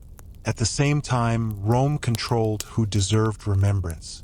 Poor citizens, slaves, and foreigners often received no permanent markers. Their deaths vanished quietly. Memory, like law, followed status. To be remembered was a privilege. Halfway through this part, pause for a moment. Think about how modern societies still decide whose deaths are honored publicly and whose are ignored. If that thought stays with you, share it in the comments. These patterns didn't begin recently. Plagues pushed death regulation to extremes. During mass death, normal burial rules collapsed. Bodies were burned or buried quickly in pits. Rituals were shortened or abandoned. Rome accepted spiritual risk to avoid physical collapse. Fear of disease overruled fear of the gods. Even then, authorities tried to restore order symbolically. Public sacrifices followed plagues. Temples were cleaned. The state performed acts of renewal to convince people that death had not won. Law couldn't stop mortality, but it could shape recovery. Inheritance law returned again here. Death triggered legal transfer of property. Wills had to be precise. Improper burial could invalidate claims. Witnesses mattered. Rome feared disputes more than grief. Clear rules prevented families from tearing themselves apart after loss. Ghosts and restless spirits were not dismissed lightly. Romans believed improper burial angered the dead. Certain rituals existed to appease spirits and protect households. These beliefs were tolerated, even encouraged, because they reinforced burial law. Fear of haunting kept people compliant. Execution rituals were also carefully staged. Public deaths followed scripts. The crowd learned who deserved mercy and who deserved erasure. Death became instruction. Rome taught obedience through finality. What emerges here is unsettling. Rome did not try to eliminate death's power. It tried to organize it, to give it shape, location, and meaning. Chaos frightened Rome more than mortality. As the empire aged, death grew more visible. Wars, plagues, and executions increased. The system strained. Too many deaths weakened rituals. Too much loss eroded belief. When death became ordinary, its power to instruct faded. In ancient Rome, achievement was dangerous. Glory created loyalty. Loyalty created power. Power threatened the state. So Rome built rules not just to reward success, but to cage it. From early on, Romans believed ambition had to be rationed. Too much success in one person made others irrelevant. That imbalance bred resentment, coups, and civil war. History had taught them this lesson painfully. The Republic collapsed not because men failed, but because some succeeded too well. Military glory was the clearest example. Victorious generals returned with loyal soldiers, captured wealth, and public admiration. To control this, Rome restricted triumphs, the grand victory parades. A general could not simply celebrate a win. The Senate decided whether the victory was worthy. The route, costume, and rituals were strictly controlled. Even in triumph, a slave whispered reminders of mortality to the general. Glory was permitted, but humiliation was built into it. Even more revealing, soldiers owed loyalty to Rome, not to commanders, at least in theory. Laws limited how long generals could hold commands. Provinces rotated. Power was supposed to expire. These rules existed because Rome feared standing armies loyal to individuals. When those rules weakened, the Republic fell. Political ambition faced similar constraints. Offices followed a rigid ladder called the cursus honorum. You could not skip steps. You could not run too young. You could not hold the same office repeatedly without breaks. This slowed momentum deliberately. Rome preferred mediocre continuity over brilliant disruption. Campaigning itself was regulated. Candidates could not openly promise policy changes that threatened tradition. Excessive generosity during campaigns could be punished as bribery. Public image mattered, but not innovation. Rome rewarded reliability over vision. Wealth was also dangerous. Extremely rich individuals attracted clients, influence, and resentment. Laws attempted to limit land ownership, inheritance concentration, and luxury displays. These laws were often broken, but again, the signal mattered. Excess wealth was framed as suspicious, even immoral.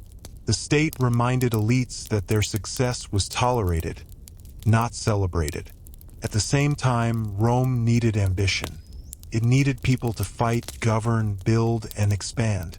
So the system created controlled rewards. Titles, honors, statues, and public recognition existed as pressure valves.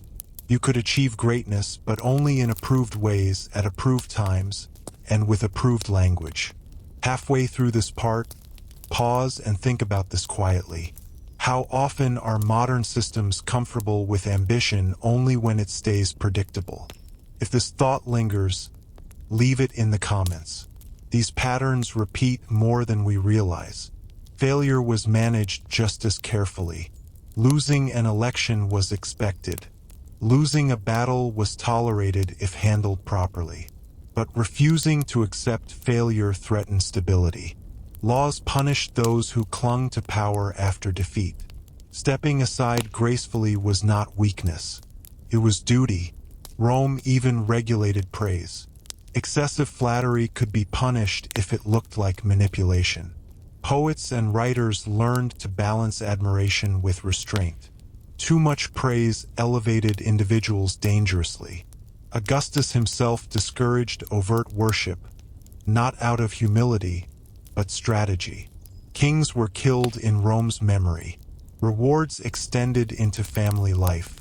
Children of successful men inherited prestige, but also expectation. Failure damaged entire lineages. Law tied family honor to individual conduct. This created pressure to conform across generations. Ambition became hereditary, but so did risk. Economic success followed similar patterns. Merchants could grow wealthy, but political power remained restricted. Trade enriched Rome, but traders were distrusted. The state separated money from authority deliberately. Wealth without honor was safer than honor backed by wealth. Even intellectual success was watched. Philosophers who challenged Roman values faced exile. Innovation was tolerated until it questioned obedience. Rome wanted thinkers, not visionaries. What makes these rules unsettling is how calmly they were accepted. Romans internalized limits. They competed fiercely, but within fences. Ambition became a game with known boundaries. Those who ignored them paid dearly. Over time, however, boundaries shifted. Emperors absorbed glory personally. Triumphs became rarer. Political offices lost meaning. Ambition redirected itself toward proximity to power instead of service. The old rules still existed, but their spirit weakened. This transition reshaped Rome's identity. Success stopped being public and became personal. Loyalty shifted upward. The rules that once balanced ambition now protected autocracy. Before this part carries on, slow your pace again. What comes next is about justice, not as an ideal, but as a performance. Rome understood something uncomfortable very early on. People don't need perfect justice to obey. They need predictable justice. If you're still listening, this is where the empire's logic becomes clearest and most unsettling. In ancient Rome, the law was everywhere, but it was not equal. Justice was shaped by status, visibility, and usefulness to the state. Rome never pretended otherwise. Instead, it built rules that made inequality feel orderly, even reasonable. Roman courts were public spaces. Trials were performances as much as legal processes. Crowds gathered. Lawyers competed through rhetoric, not evidence alone. Winning depended on persuasion, reputation, and connections. This wasn't a flaw. Rome believed public trials reinforced trust in the system, even when outcomes were unfair. Seeing justice happen mattered more than justice being pure. Legal procedure varied sharply by class. A senator accused of wrongdoing could expect delays, negotiations, and exile as punishment. A poor citizen might face immediate penalties. A slave had no trial at all. This tiered justice reinforced hierarchy every time the law was used. Rome believed that equal punishment created resentment. Unequal punishment preserved order. Evidence itself was flexible.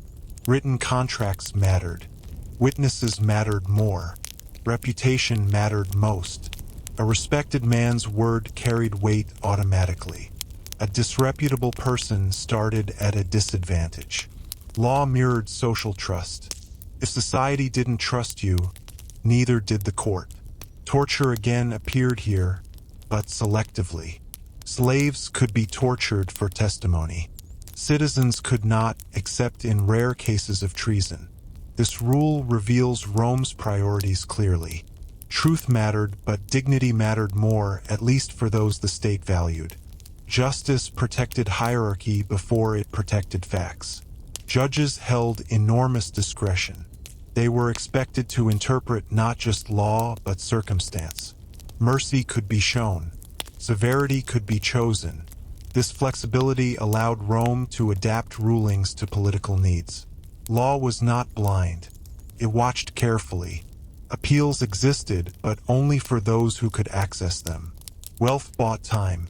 Time created opportunity.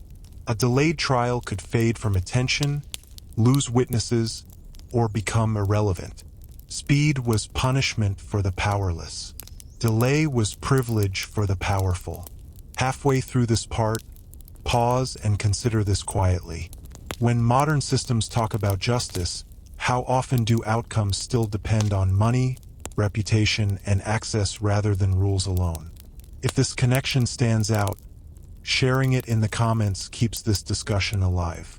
Public punishment played a critical role in maintaining legitimacy. Executions, whippings, and humiliations were meant to be seen. Justice was educational. The crowd learned boundaries by watching consequences. Rome didn't hide punishment because fear worked better when shared. Yet Rome also understood restraint. Excessive cruelty could backfire. A punishment that seemed unfair created sympathy for the criminal. So the state carefully staged justice to appear deserved. Criminals were labeled, displayed, and narrated as threats. The story justified the sentence. Laws against false accusation existed, but they were weakly enforced. Accusations were dangerous weapons. Rome accepted this risk because accusations flushed out dissent. Innocent people suffered, but the state believed stability outweighed individual loss. Fear again did the work of enforcement. Debt courts reveal another layer of Roman justice. A debtor who failed to pay could lose freedom, property, and status. Early Roman law allowed debtors to be physically restrained or enslaved temporarily. Later reforms softened this, but consequences remained harsh. Rome punished financial failure because debt destabilized families and markets. Mercy risked contagion. Family courts were even more revealing. Fathers held legal authority over households. Disputes inside families rarely reached public courts unless order collapsed entirely. Rome trusted patriarchs to enforce justice privately. This decentralized control reduced state workload while reinforcing male authority. Corruption was officially illegal, yet widely tolerated within limits. A judge who took too much risked scandal. One who took little and maintained appearances survived. Rome understood that eliminating corruption entirely was impossible. Managing it was the goal. Even lawyers were regulated carefully. Advocates were expected to perform honorably. but they were also entertainers. Excessive theatrics could damage credibility. Too little passion looked weak. Law became another arena where balance mattered more than truth. Justice also functioned differently in the provinces. Roman officials acted as judges far from oversight. Abuse was common. Complaints could be filed, but distance protected governors. Rome accepted this because firm provincial control mattered more than fairness. Occasional punishment of abusive officials preserved the illusion of accountability. One strange but revealing rule involved exile. Exile was not imprisonment. It removed a person from networks, memory, and influence. Exile punished without bloodshed. Rome preferred it for elites because it erased threats quietly. An exiled man faded. A dead one became legend. Over time, justice shifted from communal to imperial. Emperors became final judges.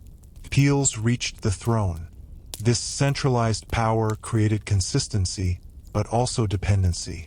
Justice became personal again, but now personal to one man. Predictability suffered. Fear increased. Citizens learned to adapt. They avoided courts when possible. They settled disputes privately. They relied on patrons. Law became a last resort, not a safeguard. This erosion weakened trust slowly. Yet Rome endured. The system was flawed, but it worked long enough. People obeyed not because justice was fair, but because it was known. Uncertainty kills obedience. Rome avoided uncertainty at all costs. In ancient Rome, work was never just economic activity. It was moral, political, and social. The state cared deeply about who worked, how they worked, and what kind of work they did because productivity wasn't just about wealth. It was about predictability.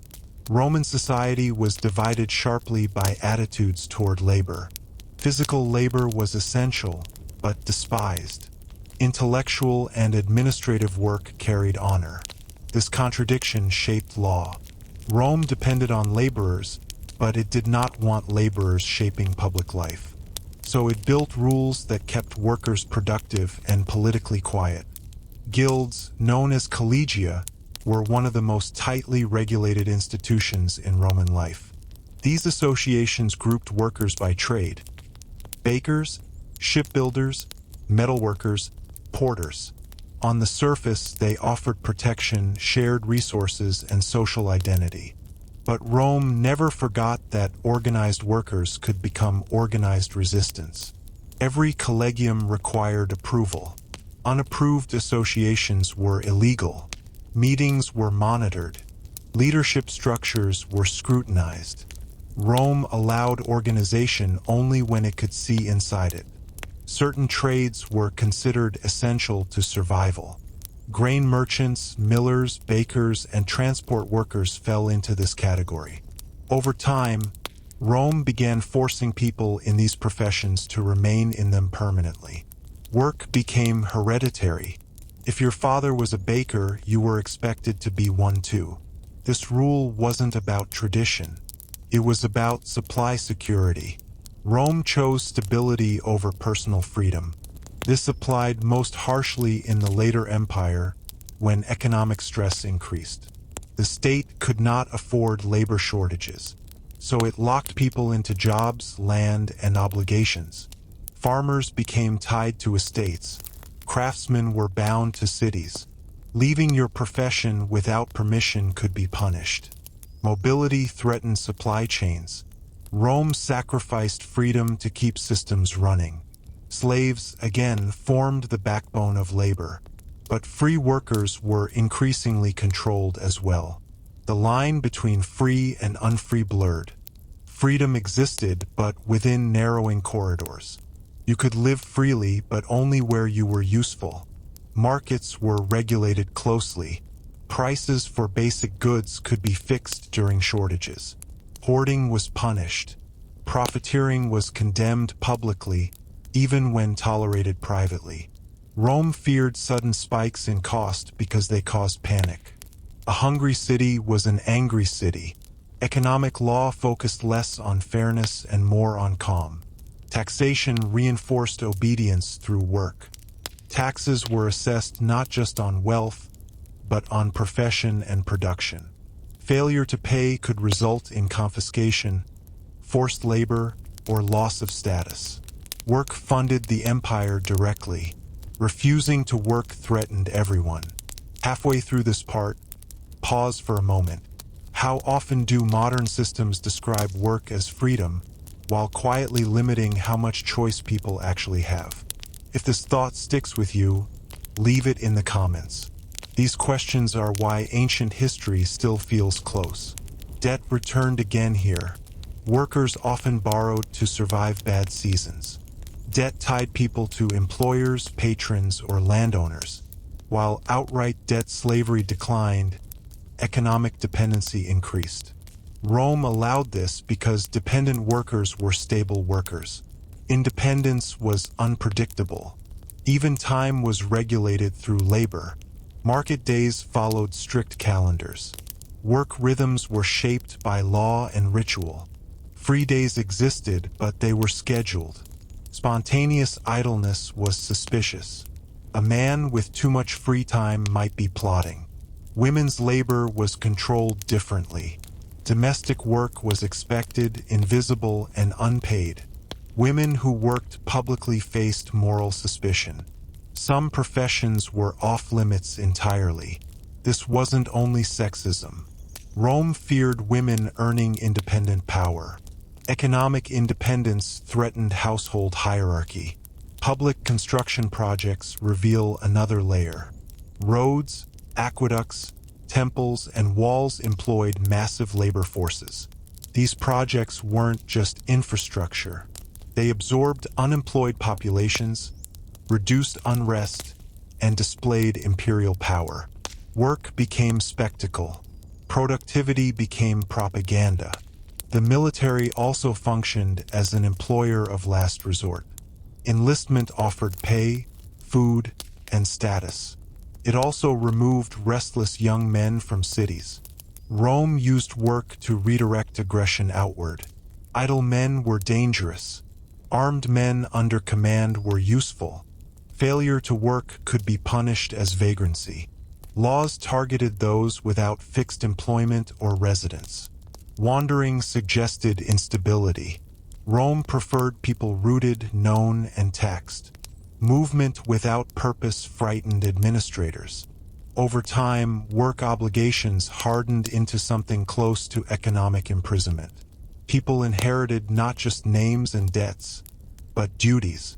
The system survived, but at a cost. Innovation slowed. Resentment grew. People worked because they had to, not because they believed. Yet many Romans accepted this. Work brought identity, routine, and survival. The rules were harsh, but chaos was worse. Rome offered order in exchange for obedience. As the empire aged, economic control tightened further. Coin shortages, inflation, and corruption strained the system. Rules multiplied. Enforcement weakened. People learned to evade rather than obey. Control became heavier as trust disappeared. Rome was tolerant of religion, but only on its own terms.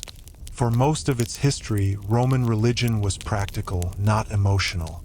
You honored the gods, performed the rituals, and expected stability in return. Faith was transactional. As long as rituals were performed correctly, belief itself didn't matter much. This flexibility allowed Rome to absorb gods from conquered lands easily. But problems began when belief demanded exclusivity. Rome could tolerate many gods, but not one god who denied all others. Could tolerate rituals, but not refusal. This is where some of Rome's strictest and most revealing rules emerged. Public sacrifice was not optional. Sacrificing to the gods and honoring the emperor's divine spirit were seen as acts of loyalty, not faith. You didn't have to love the ritual. You just had to perform it. Refusal marked you as dangerous, not because you were wrong, but because you were separate. Rome feared separation more than disbelief. This is why certain belief systems drew intense scrutiny. Early Christianity, for example, was illegal not because of its teachings, but because of its behavior. Christians refused public sacrifice. They gathered privately. They called each other family across social boundaries. They answered to a higher authority. From Rome's perspective, every one of these behaviors weakened social order. Rome responded with rules targeting gatherings, leadership, and visibility. Secret meetings were suspicious. Leaders were monitored. Refusal to swear oaths to the emperor could result in execution. The state framed these punishments as necessary, not cruel. Unity had to be protected. Judaism presented a different challenge. It was ancient, organized, and tied to a specific people.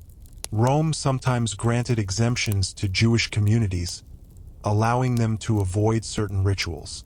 This wasn't tolerance. It was calculation. Suppressing a deeply rooted tradition risked endless rebellion. Rome chose compromise when suppression cost too much. Philosophy also tested Roman control. Stoics, Epicureans, and other schools shaped how people thought about power, fear, and death. Most were tolerated, even admired, as long as they encouraged discipline and acceptance. But philosophers who taught resistance, withdrawal from civic duty, or rejection of authority faced exile or worse. Thought was free only when it was useful. Mystery religions became increasingly popular in later centuries. These faiths promised personal salvation, secret knowledge, and emotional comfort. They appealed especially to the poor, women, and slaves. Rome watched them closely. Private initiation rituals frightened authorities. Loyalty that bypassed the state always did. Halfway through this part, pause and think quietly.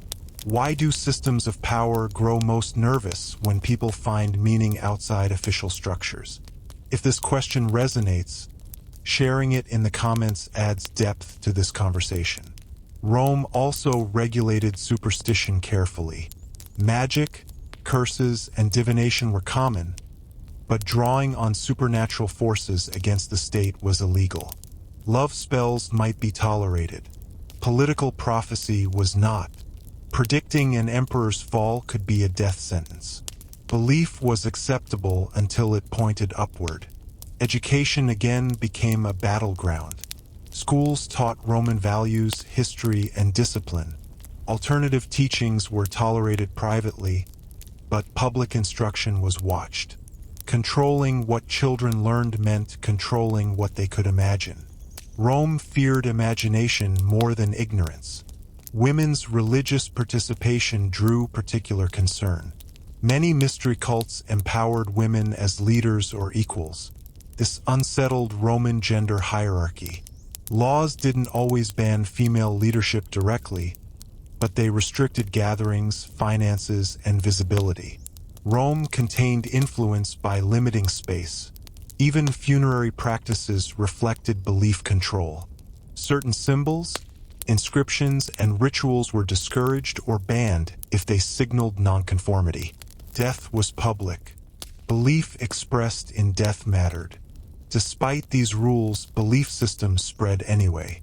Quietly, through families, through slaves, through soldiers returning from provinces. Rome's laws slowed belief, but they couldn't stop it. Control works best on behavior, not meaning. Over time, persecution backfired. Executions created martyrs. Suppression created identity. Communities hardened. Belief grew stronger under pressure. Rome had built rules to prevent fragmentation, but belief created new bonds stronger than law. Eventually, the empire adapted. Constantine's conversion didn't end control. It redirected it. Christianity moved from threat to tool. Belief was absorbed into power structures. Rules remained. Authority simply changed language. What this shows is that Rome never truly lost control of belief. Changed strategy. It learned that suppressing belief failed, but guiding belief could work. By the later centuries, Rome was drowning in its own systems. Rules had multiplied for generations, each created to solve a specific crisis, fear, or imbalance. Very few were ever removed. The result was a society where law no longer guided life smoothly, but pressed down on it from every direction. Enforcement became uneven. In theory, laws were strict. In practice, they were selectively applied. Officials enforced rules when it benefited them or when pressure demanded action. Everywhere else, violations were ignored. This inconsistency was dangerous. Predictability had once made Roman law powerful. Now unpredictability replaced it. Corruption filled the gaps. When rules are too many to follow, people choose which ones to obey. Bribes became shortcuts. Favors replaced procedures. A system designed for order slowly trained people to evade it. Obedience turned into negotiation. Taxation exposed this weakness clearly. Tax rules were complex and crushing, especially for small landowners and urban workers. Wealthy elites found ways around them through exemptions and influence. The poor could not. This imbalance created resentment not just toward the state, but toward the law itself. When law feels unfair, loyalty dissolves quietly. Local officials became more powerful than central authority. Governors, tax collectors, and military commanders interpreted rules however they wished. Distance from Rome protected abuse. Complaints rarely traveled far enough to matter. The law still existed, but its voice weakened as it moved outward. Citizens noticed this shift. People stopped expecting justice. They relied on patrons, family networks, or private agreements. The formal legal system became something to avoid, not trust. Rome had once prided itself on law as identity. Now law felt like threat. Halfway through this part, pause and consider this. What happens to obedience when rules feel endless, expensive, and unevenly enforced? If this thought resonates, sharing it in the comments keeps this conversation alive. The military felt the strain as well. Discipline rules still existed, but loyalty changed. Soldiers increasingly fought for pay, land, or commanders rather than ideals. Laws meant to prevent personal armies weakened. Power shifted from institutions to individuals again, repeating old patterns Rome had tried to prevent. Economic controls intensified. Professions were locked. Movement restricted. Prices fixed. These rules were meant to stabilize supply, but they crushed initiative. People stopped investing effort beyond survival. When work feels endless and unrewarded, compliance becomes passive resistance. Religion, once absorbed into power, now added pressure. Moral expectations multiplied. Orthodoxy replaced flexibility. Belief systems that once offered meaning now enforced obedience in new ways. Authority gained language of virtue, but lost adaptability. Even punishment lost its edge. Executions, confiscations, and exile became common. When punishment is everywhere, it stops teaching. Fear numbs instead of guiding. People learned to endure rather than obey. The most revealing change was emotional. Romans stopped believing rules protected them. They believed rules protected the powerful. That shift mattered more than invasions or plagues. A system survives on belief as much as force. And yet, Rome did not collapse immediately. Life went on. Markets opened. Children were born. Officials issued decrees. The machine continued, even as trust drained away. Control became habit without conviction. What finally broke the system was not rebellion alone, but exhaustion. Too many rules, too little meaning, obedience without reward. Before this part continues, slow everything down again. What you're about to hear is not about emperors, armies, or laws written in marble. It's about ordinary people. When rules become too heavy to carry, people don't usually break them loudly. They step around them quietly. If you're still listening, this part shows how Romans survived the system that ruled them. By the late Empire, most Romans no longer believed the law existed for them. But they still had to live. So they adapted. Survival shifted from obedience to navigation. Knowing how to bend rules became more important than knowing what the rules were. One of the most common strategies was avoidance. People avoided courts whenever possible. Legal disputes were settled privately through family elders, patrons, or informal agreements. Official justice was expensive, slow, and dangerous. A lawsuit could ruin you even if you won. Rome had built a legal system so powerful that people learned to fear using it. Patronage became the real safety net. A powerful patron could shield clients from taxes, delay punishment, or influence local officials. In return, clients offered loyalty, labor, and silence. This wasn't corruption in the modern sense. It was survival economics. The law existed, but protection came from relationships. Rural life changed dramatically.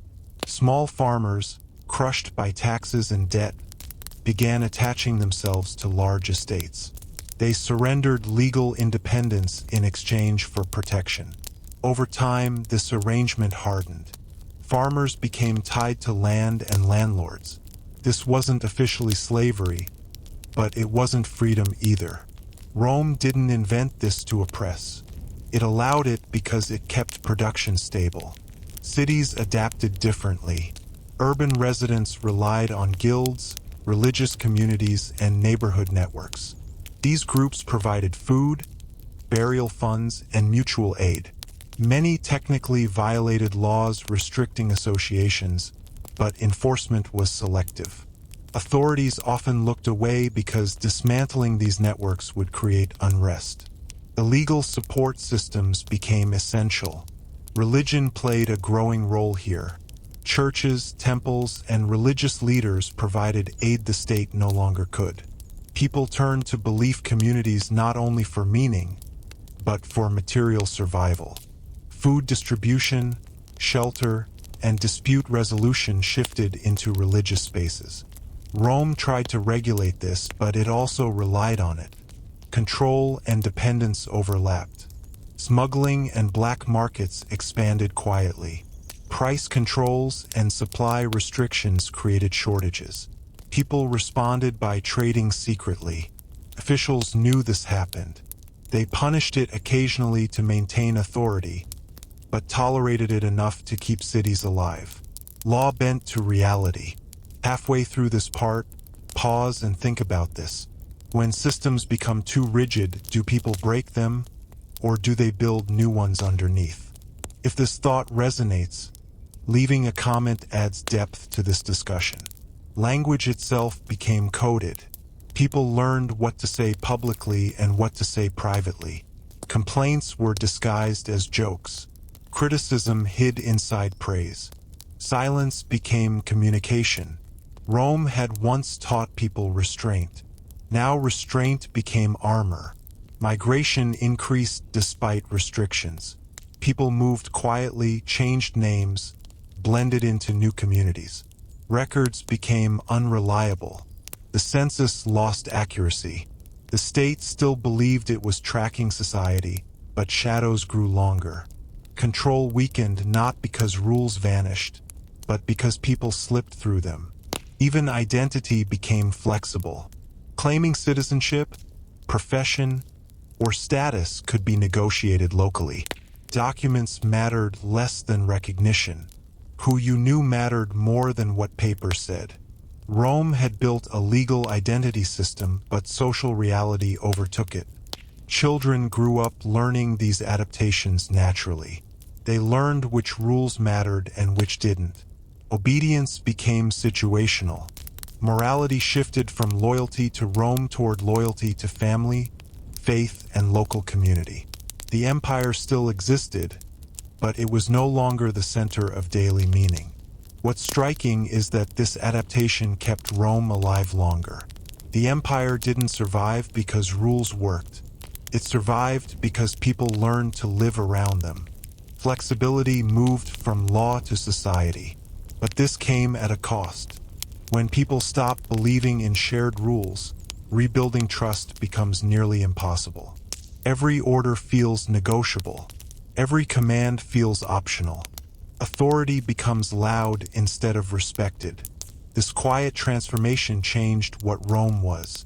It stopped being a shared system and became a distant power. People no longer asked what Rome required. They asked what they could get away with. As Roman law weakened in practice, authority didn't fade. Condensed. Power shifted away from shared institutions and toward individuals who could still make things happen. Governors, generals, bishops, wealthy landowners, and imperial officials became living law. What mattered was not what the rules said, but who you stood next to. In earlier Rome, rules mattered because they applied broadly.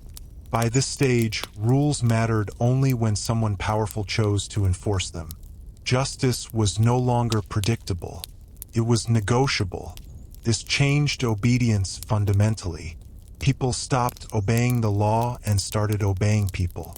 The emperor remained the symbolic center, but real control fractured. Communication was slow. Enforcement was local.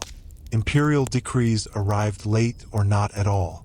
Local authorities interpreted orders however suited them. Rome still issued commands, but it could not guarantee outcomes.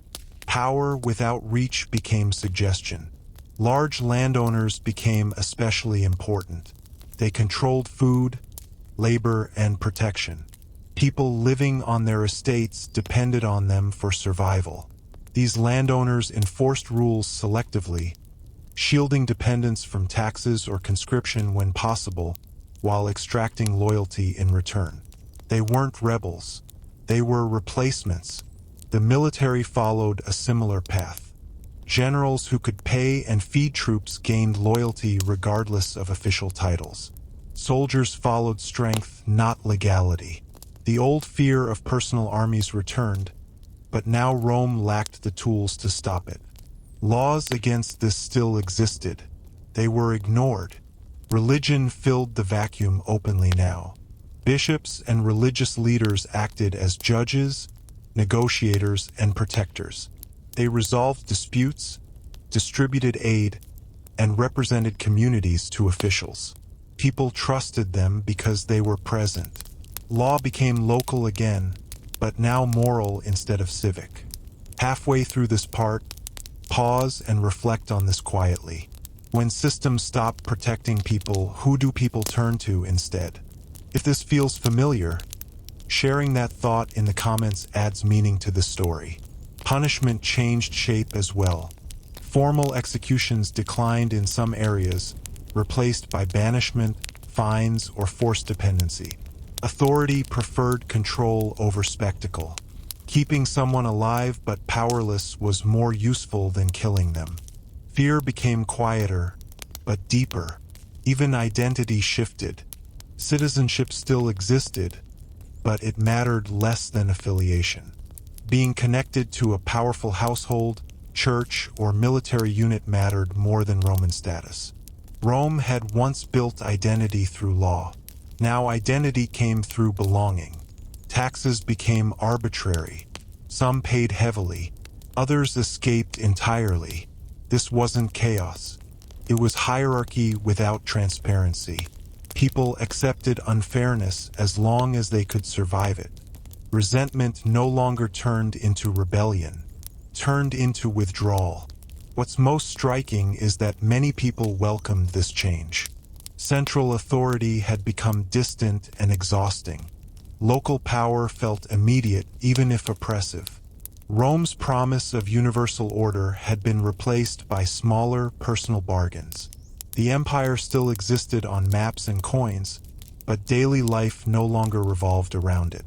Rome became a background force, invoked when useful, ignored when inconvenient. The rules were still there, but belief in them was gone. This transformation didn't happen overnight. It took generations. Children grew up never experiencing the old system. To them, this was normal. Law as relationship, authority as personality, obedience as survival strategy. Ironically, this decentralization kept Roman culture alive even as Roman power faded. Local rulers preserved language, customs, and administration.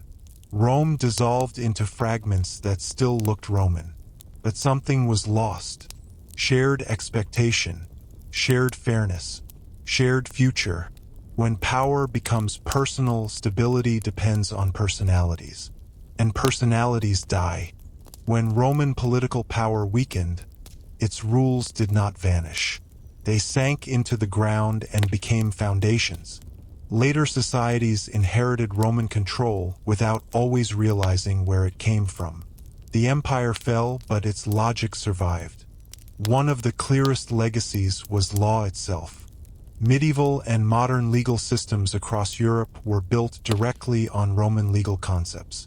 Citizenship, contracts, property rights, wills, and courts all carried Roman DNA. The idea that law should be written, recorded, categorized, and enforced by institutions came from Rome. Even when fairness improved, the structure remained Roman. Hierarchy survived too. Roman law normalized the idea that different people deserved different treatment. Nobles, commoners, outsiders. This layered justice carried into feudal systems and beyond. Equality before the law was a much later idea, and even then it struggled against Roman inheritance. The Roman obsession with order became the medieval obsession with stability. Lords replaced governors. Bishops replaced magistrates.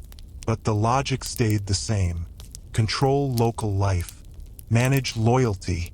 Reward obedience. Punish disruption.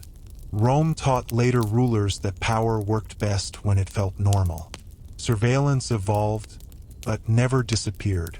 Informers became neighbors. Gossip became enforcement. Records replaced memory. Rome showed that watching everyone openly was unnecessary. People could be trained to watch themselves. That lesson was never forgotten. Even labor control echoed forward. Tying people to land, profession, or obligation reappeared in serfdom. Work as duty, not choice, felt natural because Rome had normalized it centuries earlier. Productivity as obedience didn't begin with factories. It began with empire. Religion absorbed Roman structure deeply. The Christian Church inherited Roman administration, law, hierarchy, and ritual. Dioceses followed Roman boundaries. Bishops adopted Roman authority models. The language changed, but the machinery remained. Rome didn't lose belief, changed who managed it. Halfway through this final part, pause and think about this. How many systems today feel permanent simply because they've always been there? If this question stays with you, sharing it in the comments helps keep these long reflections alive. Cities themselves carry Roman thinking. Roads, zoning, public spaces, sanitation, and crowd control all follow Roman logic. Even modern policing borrows from Roman ideas about visibility, deterrence, and spectacle. Order must be seen to be believed. The Roman fear of chaos became a Western fear of disorder. Stability became a virtue. Change became something to manage carefully. Revolutions were framed as dangerous, even when necessary. Rome taught the world to fear collapse more than injustice. What's unsettling is how effective this inheritance has been. Many Roman rules existed for good reasons. They prevented riots, famine, rebellion, and fragmentation. They worked. That's why they lasted. Control that fails disappears. Control that succeeds becomes tradition. But there was a cost. Roman systems trained people to trade freedom for predictability, to accept surveillance for safety, to tolerate inequality for stability. These bargains still shape modern life. They feel reasonable because Rome made them feel reasonable first. Rome also left behind the idea that law can replace trust. When systems grow large, personal trust fails. Rome responded with rules. Later societies followed the same path.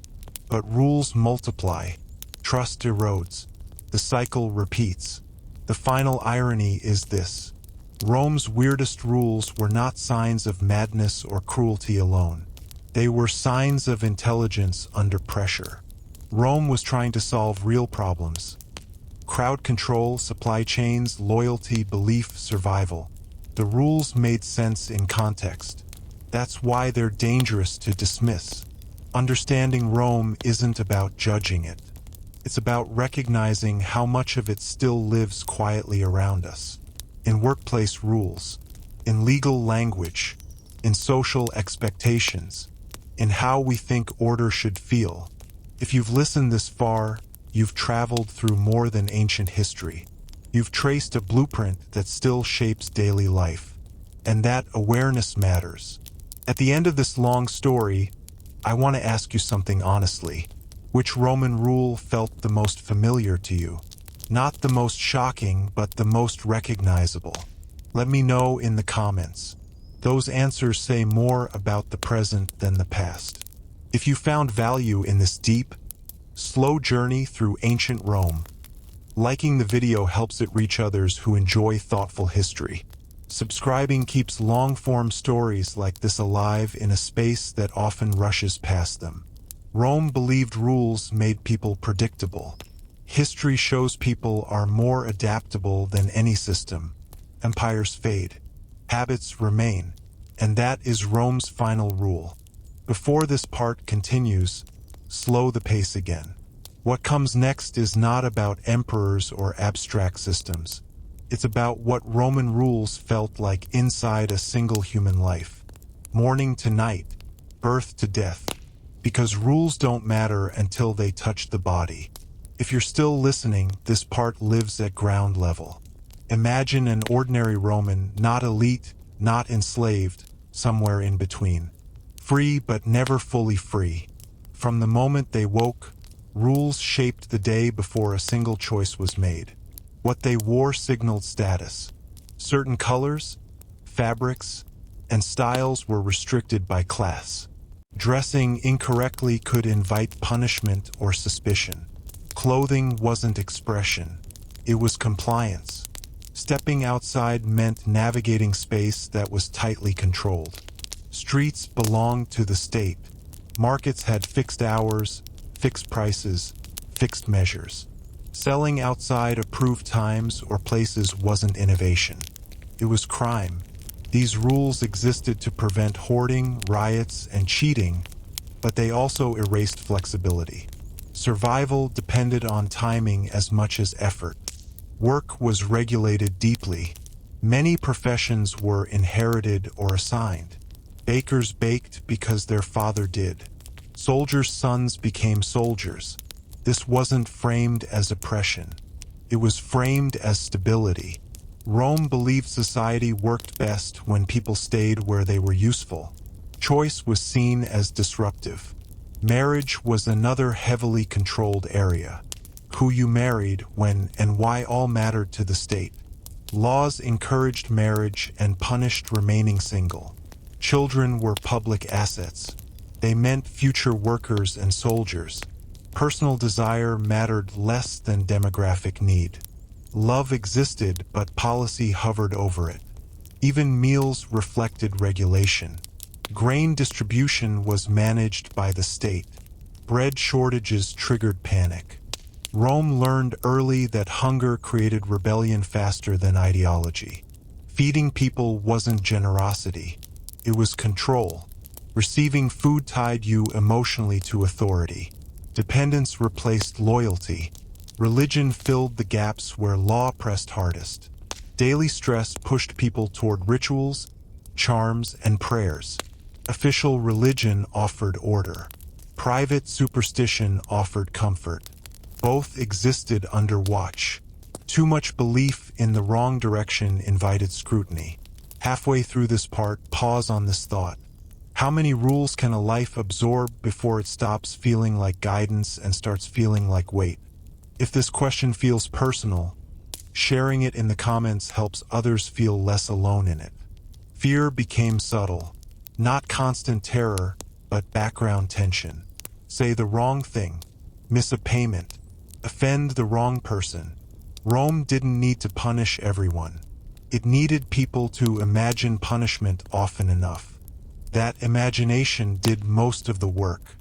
Women felt this pressure differently. Their movement, speech, inheritance, and sexuality were regulated tightly. Many rules claimed to protect honor and family stability. In practice, they restricted independence. Yet women also navigated these limits skillfully, using social networks, religious roles, and informal influence to shape outcomes quietly. Children learned obedience early. Discipline was harsh. Authority unquestioned. The family mirrored the state. The father ruled the household. Disobedience was moral failure. By the time children reached adulthood, rule-following felt natural. Rome trained citizens before they ever met the law. Old age brought no relief. There was no retirement system for most. Dependence returned, this time on children, patrons, or institutions. Losing independence was expected. Dignity depended on relationships, not rights. Death itself was regulated. Burial practices, mourning periods, and tomb inscriptions followed rules. Even grief had boundaries. Excessive mourning was discouraged. Public emotion threatened order. Rome preferred quiet sorrow. What's striking is that many people accepted this life without rebellion. Not because they loved it, but because it was normal. Rules were air, invisible until they tightened. Yet small freedoms survived in cracks. Shared meals, private jokes, love letters, songs, superstitions whispered instead of declared. These moments mattered more because they were not regulated. Humanity learned to hide. Rome believed freedom created chaos. Order created peace. For a time it worked, but over generations the cost accumulated. Lives became narrower. Dreams became smaller. People stopped asking what was possible and started asking what was allowed. This quiet shrinking of imagination mattered. Empires don't die when laws fail. They weaken when people stop imagining life beyond them. When the Western Roman Empire weakened, many people expected chaos. Instead, something quieter happened. The structures Rome built were too useful to abandon. Roads still worked. Tax systems still collected. Legal habits still organized disputes. New rulers didn't destroy Roman order. They stepped into it. Germanic kings, local warlords, and regional rulers often ruled Roman populations using Roman rules. They issued decrees in Latin. They relied on Roman-trained administrators. They adopted Roman titles. Even when Rome no longer commanded, it still instructed. Law was the clearest inheritance. Roman legal thinking survived in fragments at first. Custom mixed with old statutes. Over time, these fragments were gathered, copied, and taught. The idea that law should be systematic, written, and enforceable became normal. Justice stopped being personal vengeance and became institutional expectation. That shift was Roman. But Roman law also carried Roman hierarchy forward. Social rank still mattered. Elites still received softer treatment. Outsiders still faced harsher rules. Even when societies changed names, the structure remained familiar. Order above fairness. Stability above equality. Feudalism did not reject Rome. It reshaped it. Lords replaced governors. Vassals replaced clients. Land replaced salary. But the logic stayed intact. Protection in exchange for obedience. Obligation tied to survival. Freedom limited by dependency. Rome had taught the world this pattern already. The church became the most powerful carrier of Roman structure. It adopted Roman bureaucracy, record-keeping, and territorial divisions. Dioceses followed Roman administrative borders. Bishops acted like governors. Councils resembled senates. Even the language of authority echoed Rome. Religion absorbed Roman control techniques deeply. Rituals regulated behavior. Moral law replaced civic law in many areas. Surveillance shifted inward. People learned to monitor their own thoughts, not just actions. Rome had taught the value of visible order. The Church refined invisible order. Education continued Roman priorities. Grammar, rhetoric, and logic remained core subjects. Teaching people how to think correctly mattered more than what they thought. Discipline of mind replaced discipline of body, but both served stability. Cities evolved, but Roman planning lingered. Market regulation, zoning, crowd control, sanitation, and policing followed Roman logic. Urban life remained something to manage carefully. Disorder was always one shortage away. Rome's fear of crowds never faded. Halfway through this part, pause on this idea. How many systems today feel natural only because we inherited them, not because we chose them? If this question stays with you, sharing it in the comments deepens the conversation. Punishments softened in form but not purpose. Public executions declined in some periods, replaced by fines, imprisonment, or social exclusion. Control became quieter, more administrative, less dramatic. Rome had shown that constant spectacle was inefficient. Later systems learned restraint. Work obligations returned again and again. Guilds regulated trades. Apprenticeship replaced choice. Labor became identity. Productivity remained tied to moral worth. Rome's belief that work stabilized society lived on. Even borders carried Roman thinking. The idea that territory must be defined, defended, taxed, and categorized came from empire. Movement across borders became suspicious. Belonging became documented. Rome taught later states to measure people. What's important is this: none of these systems were inherently evil. Many reduced violence, increased predictability, and allowed large populations to coexist. They solved real problems. That's why they endured. Rome didn't survive because it was cruel. It survived because it was effective. But effectiveness has consequences.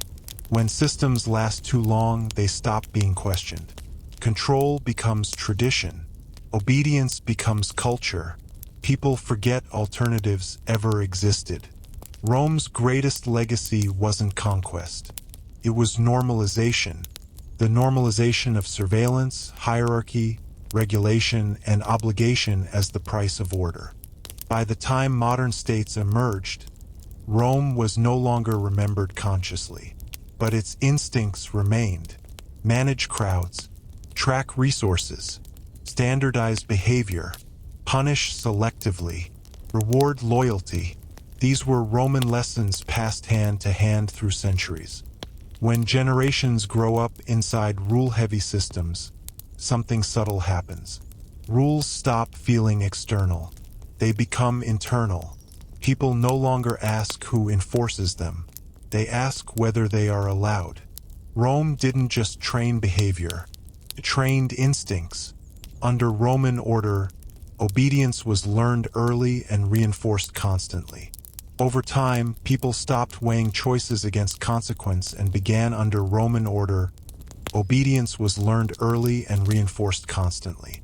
Over time, people stopped weighing choices against consequence and began weighing them against permission. This is a powerful psychological shift. When permission replaces judgment, control no longer needs force. Fear also changed shape. Early Rome relied on visible punishment. Later Rome relied on anticipation. People learned to predict danger before it arrived. They self-corrected. They stayed quiet. They avoided attention. Fear became preventative instead of reactive. This was efficient. It saved the state effort and taught people to manage themselves. Shame replaced violence in many areas. Breaking rules didn't always result in execution or prison. Often it resulted in loss of reputation, exclusion, or dependency. Being cut off from networks was terrifying in a society built on connection. Rome understood this deeply. Isolation was punishment. Over generations, people internalized hierarchy. Knowing one's place became a moral value. Ambition beyond status was framed as dangerous. Contentment was praised. Restlessness was suspicious. Rome didn't need to crush dreams. It narrowed them until they fit safely inside social limits. This created emotional restraint. Public expression softened. Excessive joy, grief, anger, or desire drew attention.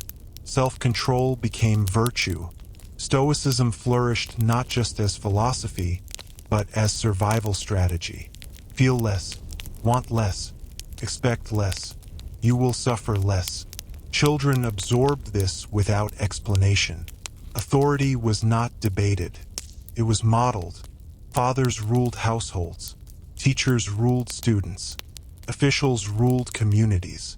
Resistance felt unnatural. Even imagination adapted. Stories celebrated duty, sacrifice, and endurance more than transformation. Women experienced this internalization intensely. Obedience was framed as honor, silence as strength. Many adapted brilliantly, mastering indirect influence and social intelligence. But the cost was invisibility. Power exercised quietly leaves fewer traces in history. Work identity merged with self-worth. Productivity became morality. Laziness was sin. Rome taught that value came from usefulness to the system. This belief survived long after Rome. People learned to judge themselves harshly even when no authority watched. Halfway through this part, pause and sit with this thought. How many rules in your own life feel like personal choices, but were learned so early they no longer feel imposed? If this question lingers, sharing it in the comments gives voice to something many feel but rarely name. Guilt became internal surveillance. People punished themselves emotionally for imagined failures.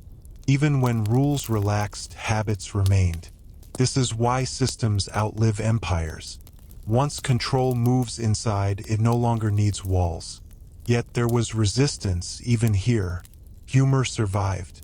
Satire whispered truth safely. Superstitions allowed people to bargain with fate outside official systems. Private belief created inner freedom. Small rituals offered control where law dominated. Dreams didn't disappear. They went underground. Hope learned to hide. People learned to desire quietly, to plan carefully, to survive emotionally without attracting danger. This was resilience, but also loss. The most lasting damage was imagination. When people stop imagining alternatives, systems feel permanent. Rome's rules taught generations that order was fragile and chaos was always near. Change became frightening. Stability became sacred. This psychological inheritance did not end with Rome. It flowed forward into later societies, shaping how people relate to authority, work, and worth. The empire faded, but the mindset remained. Understanding this matters. Not to reject order, but to recognize its cost. Systems need structure. People need meaning. When structure replaces meaning, something human shrinks. Rome believed deeply in structure. It believed that people left alone would fall into chaos. Hunger, fear, ambition, belief, movement, speech, even emotion all had to be managed. And in many ways, Rome was right. Large societies do not survive on trust alone. They need systems. They need predictability. They need shared expectations. That is why so many Roman rules existed for good reasons. Controlling grain prevented famine riots. Regulating professions kept supply stable. Restricting gatherings reduced rebellion. Managing belief preserved unity. These rules were not created by fools. They were created by people under pressure, trying to keep millions alive inside a fragile machine. But Rome also teaches something quieter and harder to accept. Systems that work too well begin to replace the people they serve. When order becomes the highest value, humanity becomes adjustable. Comfort is traded for compliance. Safety is traded for silence. Stability is traded for imagination. What Rome shows us is that control rarely arrives as cruelty. It arrives as solution. One rule fixes one problem. Then another rule fixes the consequences of the first. Slowly, life fills with instructions.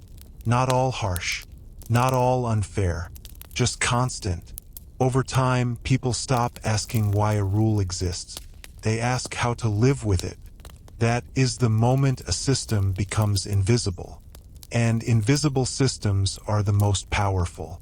Rome also reminds us that adaptation is not freedom. Romans adapted brilliantly. They bent rules. They survived. They built lives inside narrow spaces.